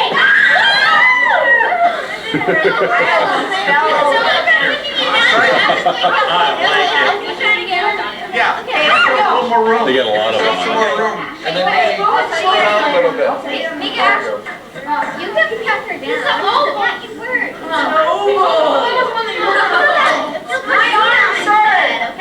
Okay, ready? Everybody, all the way down. R to the O to the BLT. Robot Geeks is a team party. Very clever. Okay, what's your other cheer? You say robot, you say geeks, robot, geeks, robot, geeks, robot, geeks,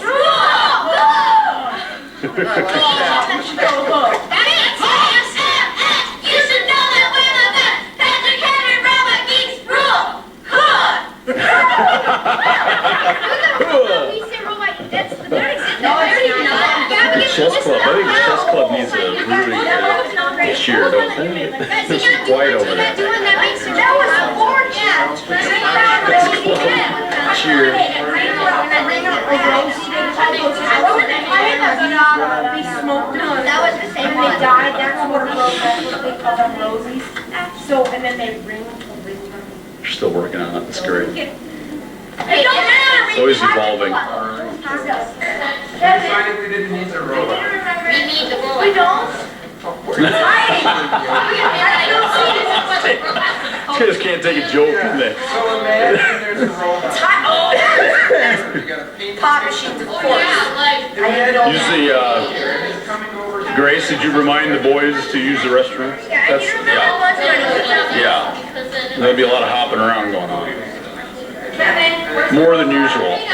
Kevin, the robot's gone missing. What is that? I didn't want the lunch money. Like, I'm out. I missed it. Did I miss a good one? Need lunch. Are you serious? Show it to mom when she gets here. Lunch money. Show it to your mother. I don't know anything about it. I don't know how to use all that computer stuff. Lunch money thing. The vice president. I love computer stuff.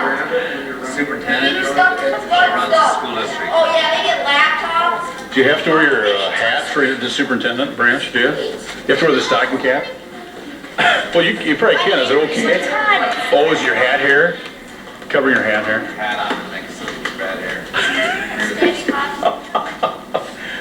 I could take it off now, but Yeah, okay. Does it look pretty bad? Well, mine's probably bad too. what happens when you touch that? Oh, don't. You guys don't.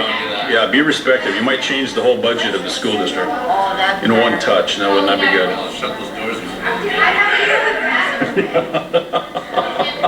Alert security. Oh my God. Resource officer.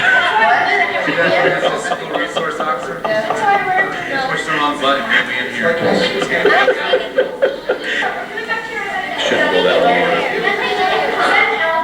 this is going to bring some energy to this. Tonight, We need some energy in these meetings. It's pretty boring from TV. Oh, this is Wagner's. Oh, yeah. Lincoln High. That's Lincoln High art teacher. So Alan is here, he's gonna talk to him about it, he's gonna tell him a little bit about it, but cool. it's easier to have a visual.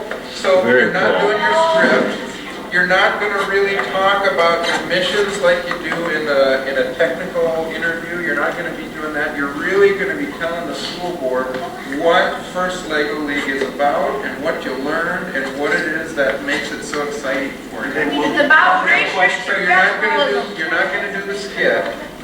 So you're not gonna do the skit because that takes 5 minutes, and we only have 5 minutes It takes total. 4 minutes and 45 seconds. There you go. Say it loud. Articulate. That's what Megan just said. What First Lego League is, it's a fun way to learn about science and technology. That's very maternal. And robots. You may say something. Oh, okay, look. That's new idea. First League is a fun way to learn about science and technology. This will be fun. They just said basically, Jeff said just that. Everybody make sure you can see. Oh, yeah. The camera. They all need to be facing the camera. All right, you guys forget about it. Yeah, get Ellen in there.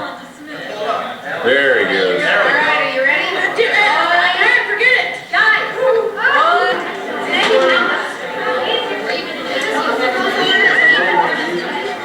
You're having a blast, aren't you?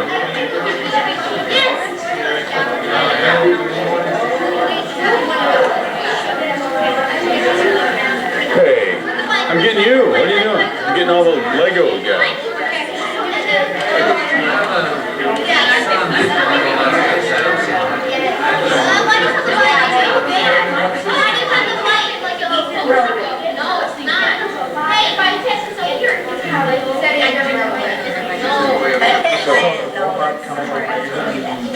No, we haven't thought of that. It will be.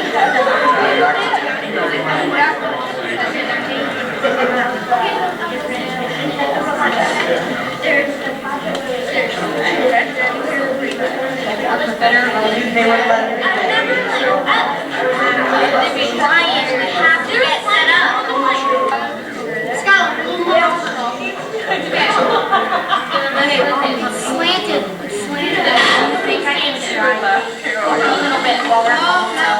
Oh, no. Oh, yeah. You gotta pull that back. No, not over right. It's too heavy. See? Thought it was turning around. No, if I pull it back, it will just stop in between the iceberg.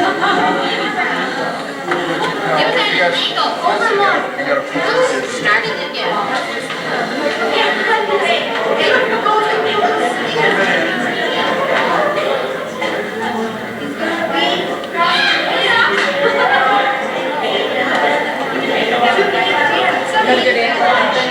I do. Hey guys.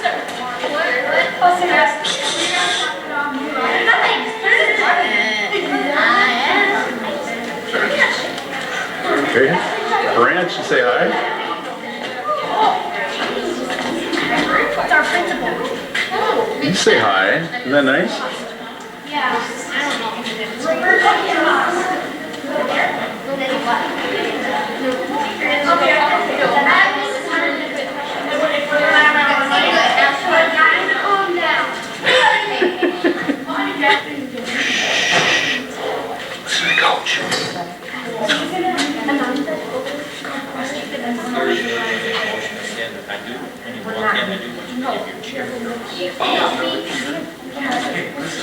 What's chair? Yeah.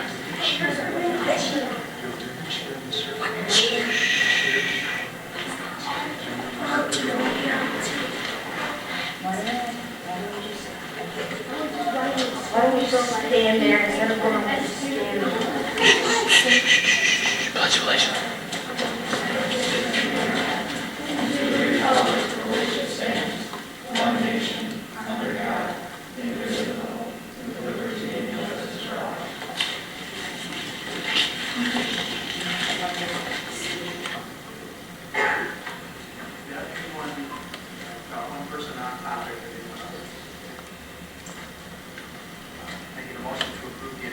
So moved. All in favor, say aye. Aye. Opposed?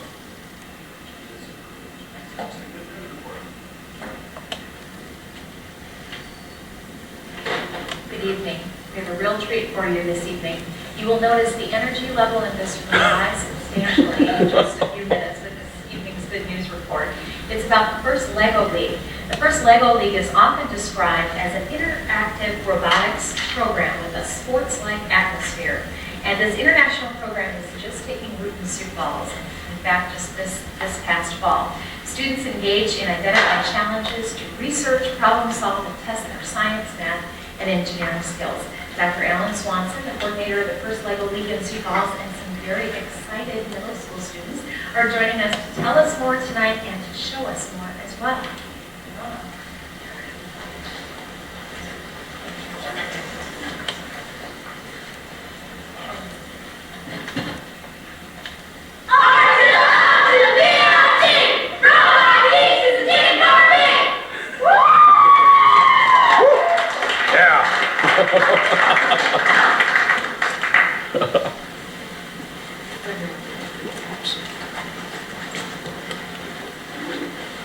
Good evening. My name is Alan Swanson. I graduated from Washington High School many years ago when Geeks started with superintendent of schools and with our Geeks. And went away for 40 years, came back 2 years ago, and decided things were too boring around here, so we started This LEGO League, as you can see from the first chart, is open to all students in the area, whether they're public school students or private school students or homeschool or whatever. People from 9 to 14 years old participate in this.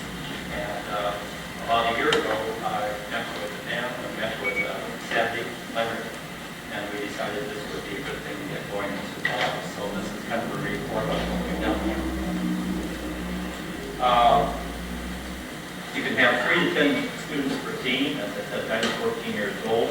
The real idea here is to get kids interested in what you call STEM courses, science, technology, engineering, and math.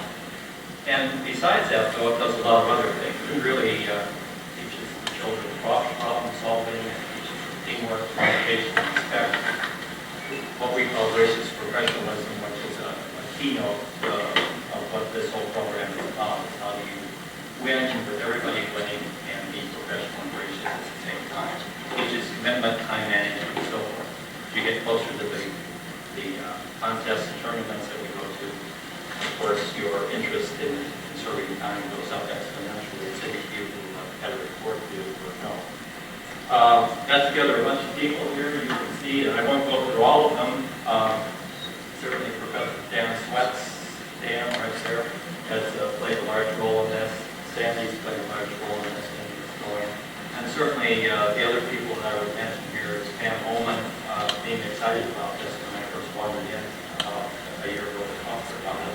And Barry Wood from the Washington Pavilion has given us support, and I think takes care of the finances and puts us under the 501c3 nonprofit organization status. These are the coaches. I just wanted to, on the left, we have a warming team, Dave Mavely, I wish they're here. Dave, raise your hand. We have Kevin Anderson from Patrick Henry. Todd Stever with the memorial team, Nick Graff, Edison. Kevin Anderson again had the second team from Patrick Henry. Sharon Andrews did Axel Park. Captain Borgums did Challenge Center. Dean Park did Whittier. We also supported a team from Brandon and a team from Harrisburg. This is what the robot looks like before it becomes a robot. And everybody starts with the same sensors and the same programming brick that you see there. And then they put a few hundred other parts around it, and they come up with a robot that you'll see this morning.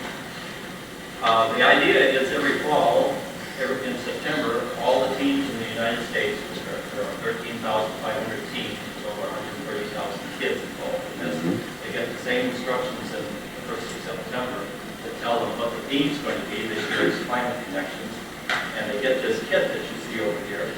And they get to build this kit, and there are rules as to what types of missions this kit that you do with the robot kit. So everybody gets this then they have about 2.5 to 3 months, depending on when the tournaments each state are, to build the robot, perfect the robot, get their skit together, study the requirements, so they can report that in their skit and go forward. And we've gone to we've had a couple of situations here. We had a scrimmage at Augustana College on November 22nd, and I'll put the second chart. What I really wanted to show you here is on the far left. These are the good people that sponsored all of our teams this year. We had 8 or 10 sponsors who were kind enough to give us the dollars that we needed to buy the kits of the team to sponsor this. So the people that you see on the left are the ones that gave us that good support. The other type of support that it takes is having mentors and also coaches. And I named the coaches before, and I'd like to go through now and just tell you what happened at the tournament that we went to. We had the scrimmage on November 22nd. So we had 12 teams in the area come in and go through the robot, part of this, and also go through reporting on the finding connections. We then on December 6th took 8 teams down to Sioux City, Iowa. We do not have a regional contest here yet. And of the 8 teams, 4 won trophies. And those teams are the ones that you see with the asterisk there. We had the O'Gorman Junior High team won the robot competition, which is this competition that you see here. The kids from Robot Geeks from Patrick Henry won the Team Spirit competition. The Memorial Kids won the technical competition. And the Challenge Center won the Rising Star competition for those kids that are up and coming. And then the Whittier kids won the judges, came out second in the judges' trophy. So for having 18, this was a rookie season, we felt that everything went very, very well. So with that, I would say what we're going to be doing next year is making it bigger and better. Within the next year or two, we'd like to have our own tournament right here in Sioux Falls. And it depends on how many donations we get, how many more teams come out next year. But our goal would be to do that. And I can imagine in the next year or so having 20 to 30 teams in the Sioux Falls area and then having our own local tournament here. We went, after going to Sioux City, the 4 teams that won get to go on to Ames, which is going to be this Saturday. So the kids that you see here are going to be going down to Ames to compete. We had 72 teams total at Ames, Iowa for the Iowa State Championship. So with that, I'll turn that over to the kids and they can show you what we're doing with the robots. Good evening, everybody. We are the Pat Center Middle School for Robot Geeks, and we have a couple missions that we'd like to demonstrate for you. First up, we have Skylar Halverson and Grace Fowler Drew on test levies. What test levies does is the robot has to come up and hit the lever, which pushes the ball, so it will into rhythm. And it usually works, it works pretty good, but it pretty much usually works only the second or third time we try it. It doesn't usually work the first time. I like it.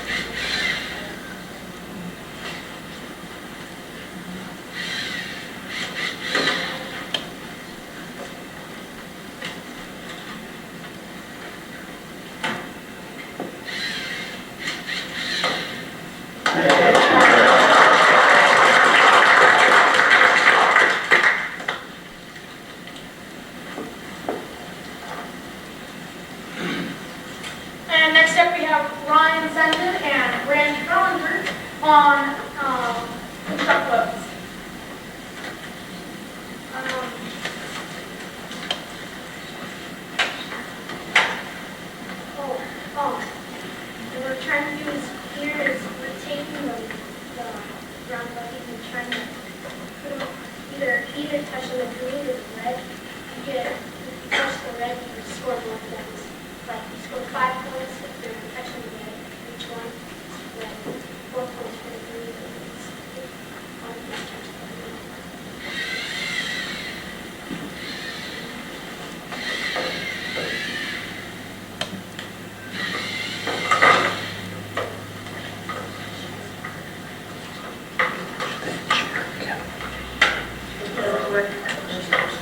There are 16 minutes.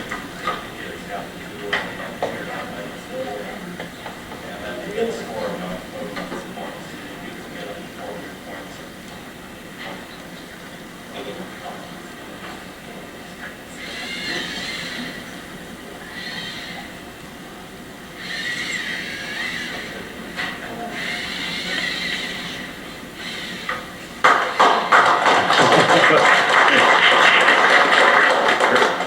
Crazy.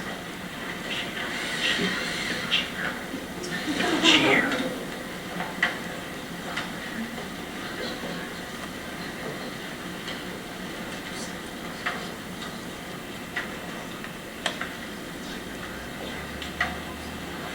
I'm sorry.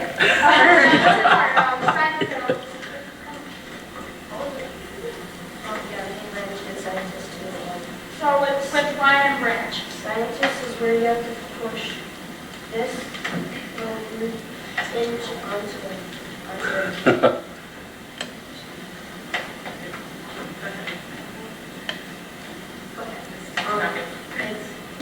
You have to push this guy over to the road. And which usually.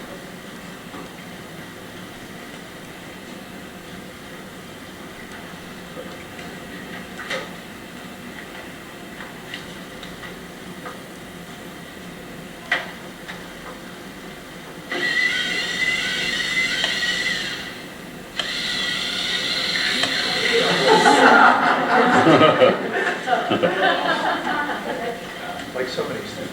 That's right. Education.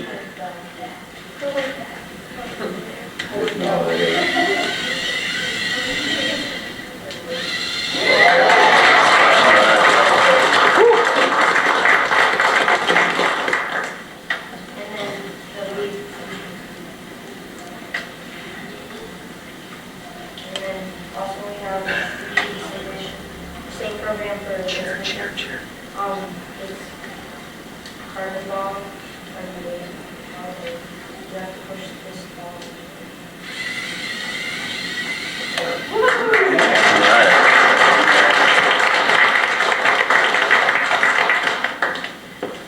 Thank you, guys, so much. Good luck at Eats. Thank you.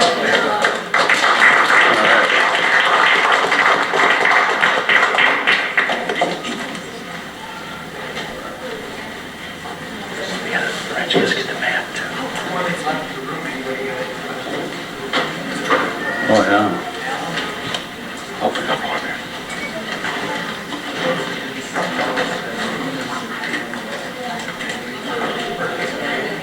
Along with everyone else participated and also. It is the way we choose to make the 20% is no deal. And those people were thinking, it doesn't seem hard to get their ball in there, but someday we should try.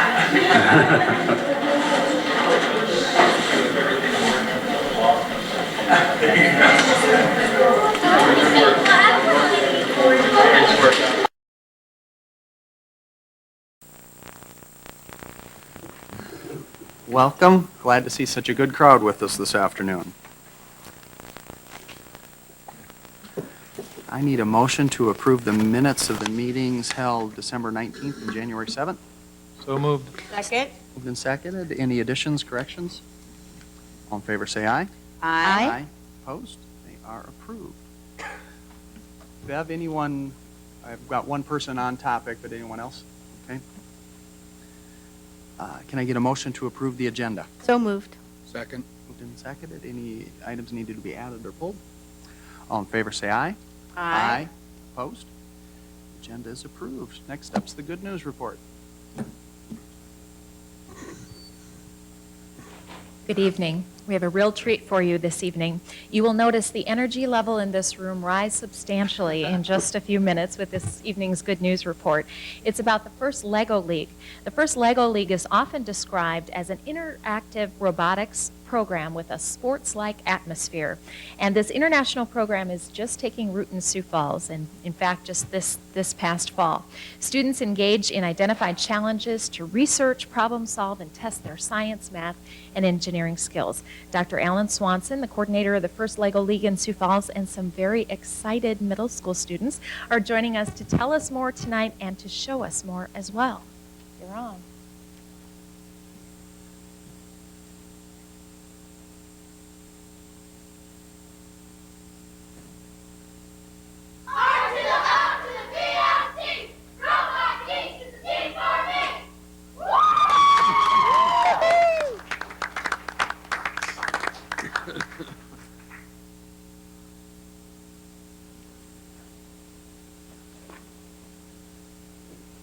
Good evening.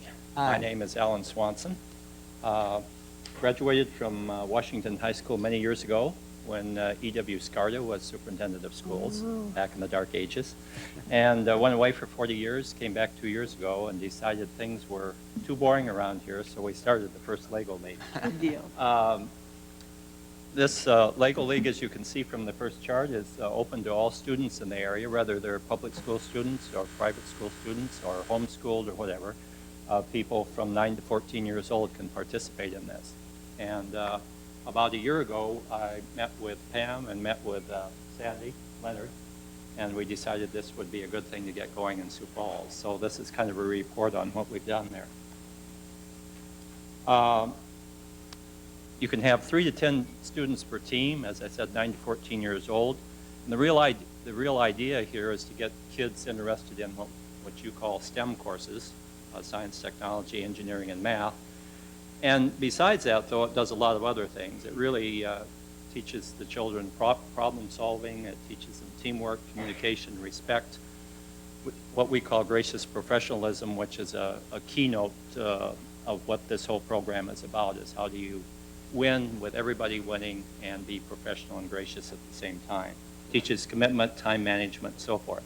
As you get closer to the contests and tournaments that we go to, of course, your interest in conserving time goes up exponentially, as any of you who have had a report do know.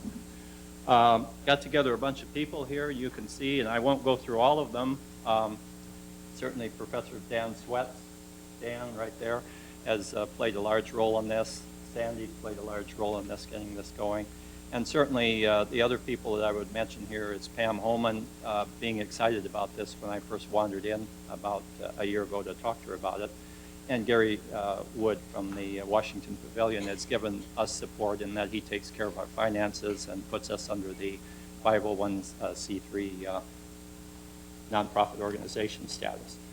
These are the coaches. I just wanted to, on the left, we have O'Gorman team, Dave Mavity, I believe they're here. Dave, raise your hand. We have Kevin Anderson from Patrick Henry. Kevin over there on the Patrick Henry team. Todd Stever did the memorial team, Nick Graff, Edison. Kevin Anderson again had the second team from Patrick Henry. Sharon Andrews did Axtell Park. Kathy Warthorms did Challenge Center, and Dina Barth did Whittier. We also supported a team from Brandon and a team from Harrisburg. This is what the robot looks like before it becomes a robot. Everybody starts with the same sensors and the same programming brick that you see there. And then they put a few hundred other parts around it, and they come up with a robot that you'll see in just a moment. The idea is every fall, in September, all the teams in the United States, there are 13,500 teams with over 130,000 kids involved in this, they get the same instructions in the 1st of September that tell them what the theme's going to be. This year it's climate connections. And they get this kit that you see over here, and they get to build this kit, and there are rules as to what types of missions this kit that you do with the robot in the kit. So everybody gets this in September.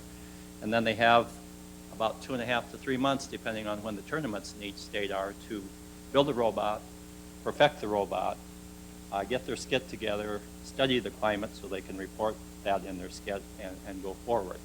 And we've gone to we've had a couple of situations here. We had a scrimmage at Augustana College on November 22nd, and I'll put the second chart. What I really wanted to show you here is on the far left. These are the good people that sponsored all of our teams this year. We had 8 or 10 sponsors who were kind enough to give us the dollars that we needed to buy the kits. It cost about $1,000 per team to sponsor this. And so the people that you see on the left are the ones that gave us that good support.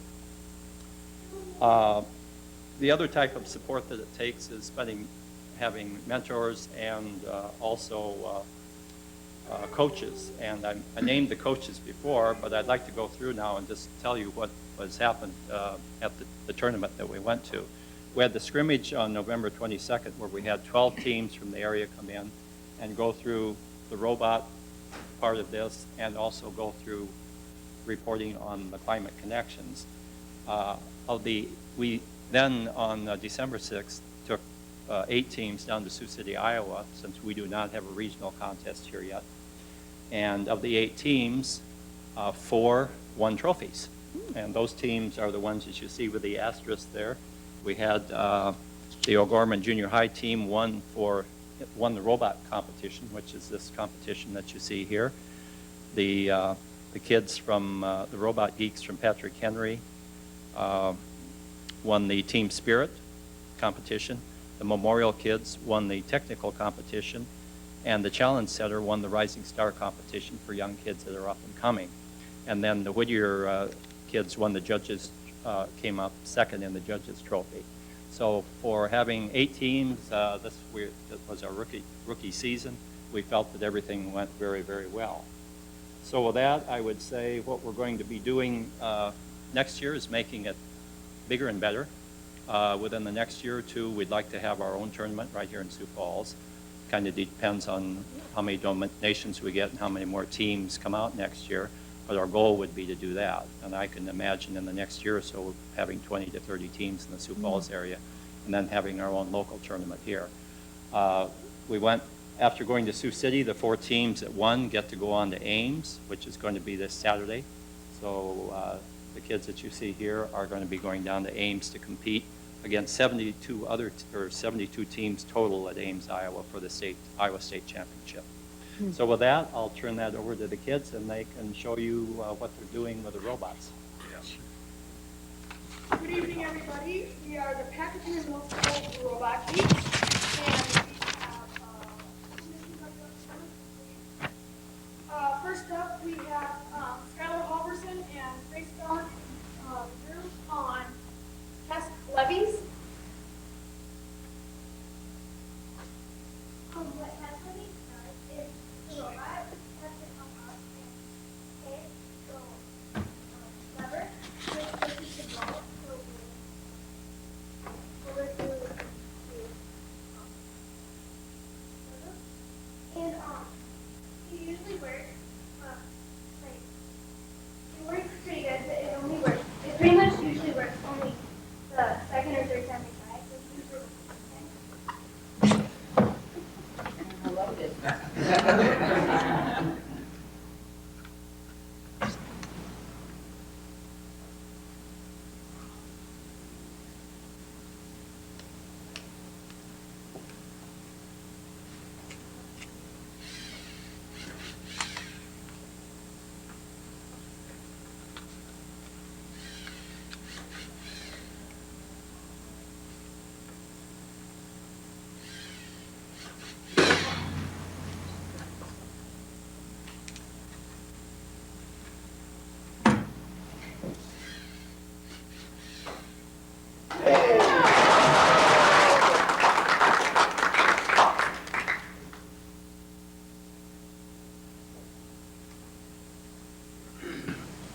And next up we have Ryan Senden and Branch Bellinger on truck levels.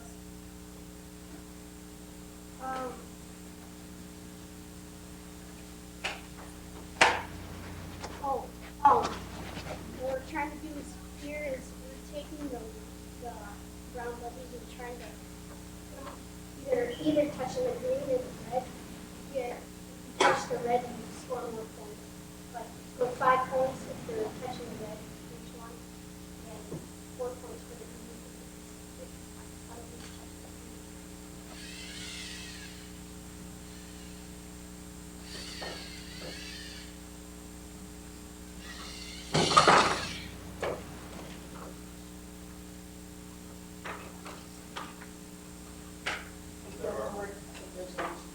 There are 16 missions that the kids have to do, and they have 2.5 minutes to do that.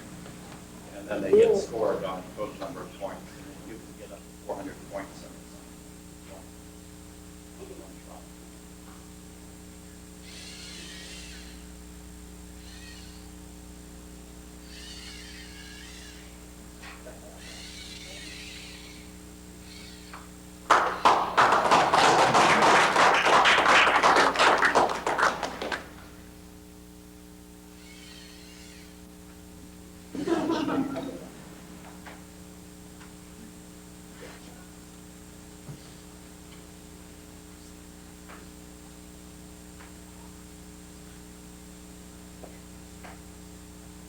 I'm sorry.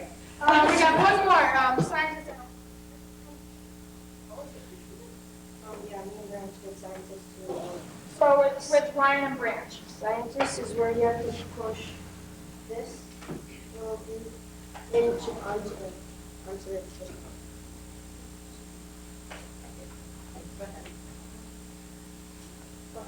Go ahead. It's, you have to push this guy over to the hill, and which usually wins.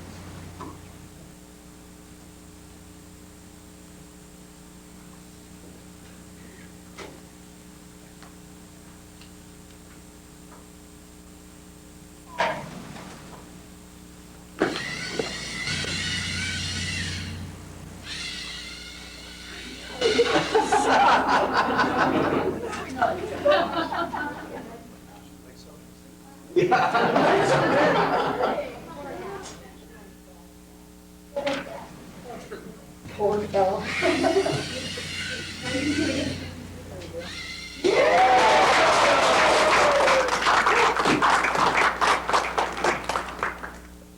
then the lead. And then also we use the same mission, same program for this mission. It's carbon ball, carbon bigger. Okay. You have to push this ball.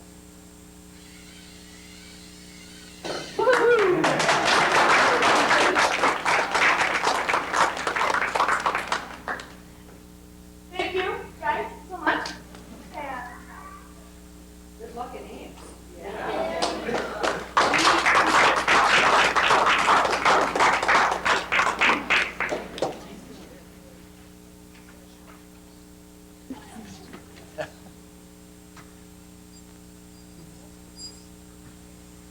Oh, I think we had it already. We've got it. Yeah. Before they've left the room, anybody got any questions for the teams or for Alan? Or for those that didn't notice Dina's name on the list, Dina, thank you for participating, along with everyone else that participated, and also all the support people. Fantastic. Yeah, it is the way we choose to make those 21st century skills real, in a real way. And those kids work, it doesn't seem hard to get that ball in there, but someday we should try. No. There you go, exactly right. The pressure of competition.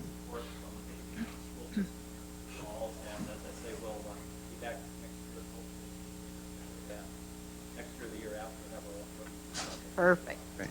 Well, thank you very much. Awesome. Thank you, guys. You guys are done.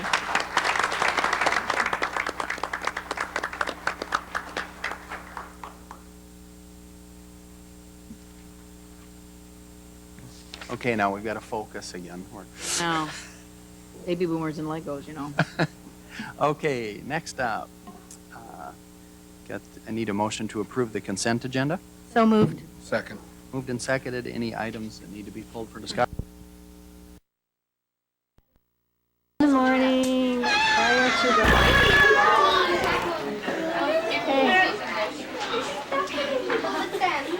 Everybody say hi. Grace.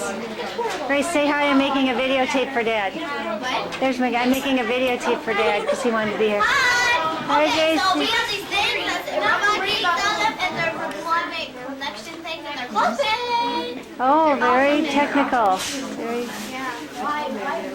You see them? connections. Oh, Robot Geeks Sioux Falls. Very cool. Why not have it? Who made those?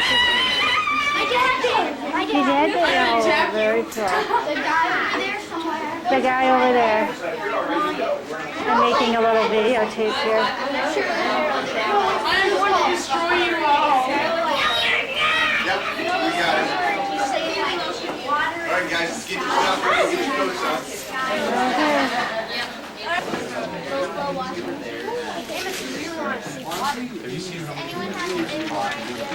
I got it. Let's go to Dakota afterwards.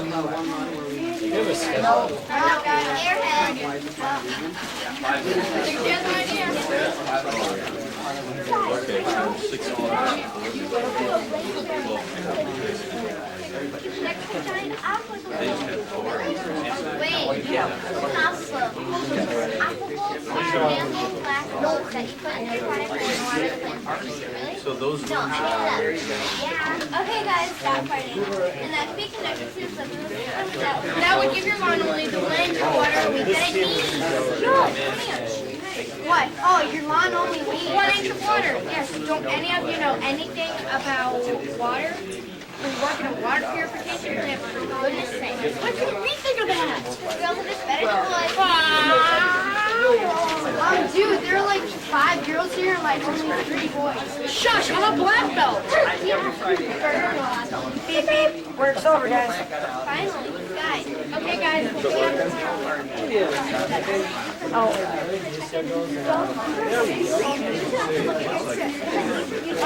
Don't plan on people start saying I say beep because it's in my line. yeah. It's not in your line. Yeah, it is. It's not in your line. It's not happening.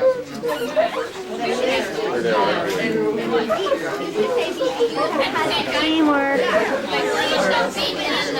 You're wasting a little bit.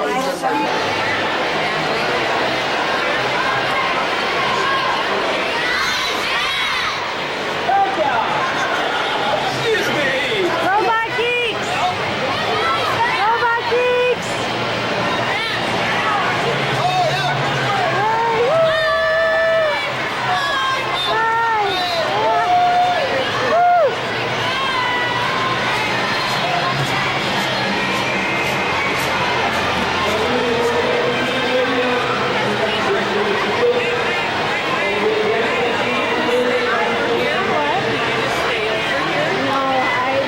We stayed over in the auditorium and sat there, and then they have it all up on big screens, and I just walked over now. You didn't hear the deal we just made with these guys. These guys get 120 points in the robot down there. Both coaches are going to get one of these in the middle of their forehead.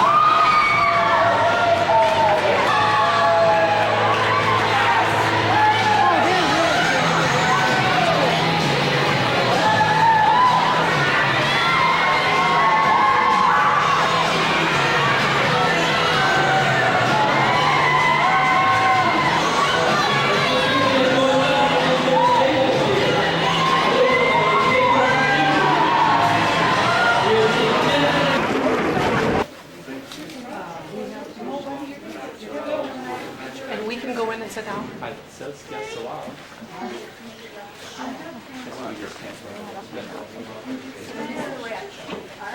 Faster that way. Sioux Falls gets an average of 25 inches of precipitation a year. Does Sioux Falls have a temperature? Everywhere has a temperature. Sioux Falls has an average temperature of 45 degrees and an all-time low of -30. Sioux Falls also has a long hot summer and a short mild winter. Rainfall is evenly distributed, right? Do we have water usage chart? That's off the point again. Yes, to both of you. You really should leave now and go get it. Albany, New York has a similar humid continental climate as Sioux Falls. Yeah, so does Hawaii. Hey, you guys want to go to Arby's after work? Guys, we're up to 51 million gallons. By the end of the day, we'll probably get 52 or 53 million gallons. Ew! Oh, she's Casey, not again. Speed, I want to try it. Oh! No one got me. Poor guy. What's wrong with those two?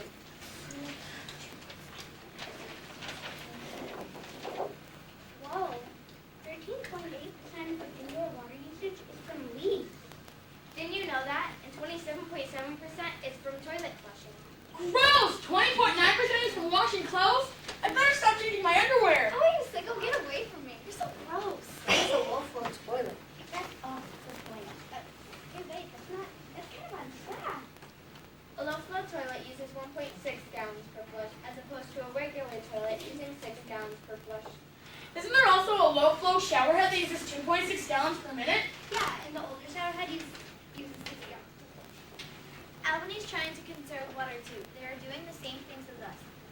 Did you know both cities give city rebates to people who buy low-flow washing machines? They must really want to save water. Does anyone have any more ideas? I got it! Let's go to Dakota after work! Any ideas? Nope. Absolutely no idea.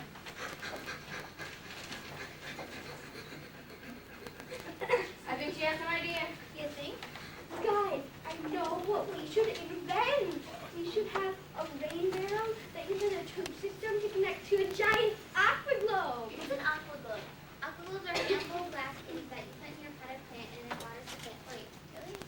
No, I made it up. Duh. Hey guys, stop writing. And that could be connected to a filtering system That would give your lawn only the 1 inch of water a week that it needs. Your lawn only needs 1 inch of water a week. Yes, don't any of you know anything about water? You work in a water purification plant, for goodness sake. Why couldn't we think of that? These girls are just better than boys. Dude, there are like 5 girls here and like only 3 boys. Shush! I'm a black belt! Yeah, and bird watching! Work's over, guys. Finally. Okay guys, we'll pick it up tomorrow. So, wait! Where are we going? Dakota or Arby's? Oh, just shut up, Dustin. After this crisis, Sioux Falls started taking water conservation a lot more seriously. Thankfully, Sioux Falls hasn't had a problem like this since July 1st, 2002. Okay, we now have 5 minutes remaining for questions from the judges.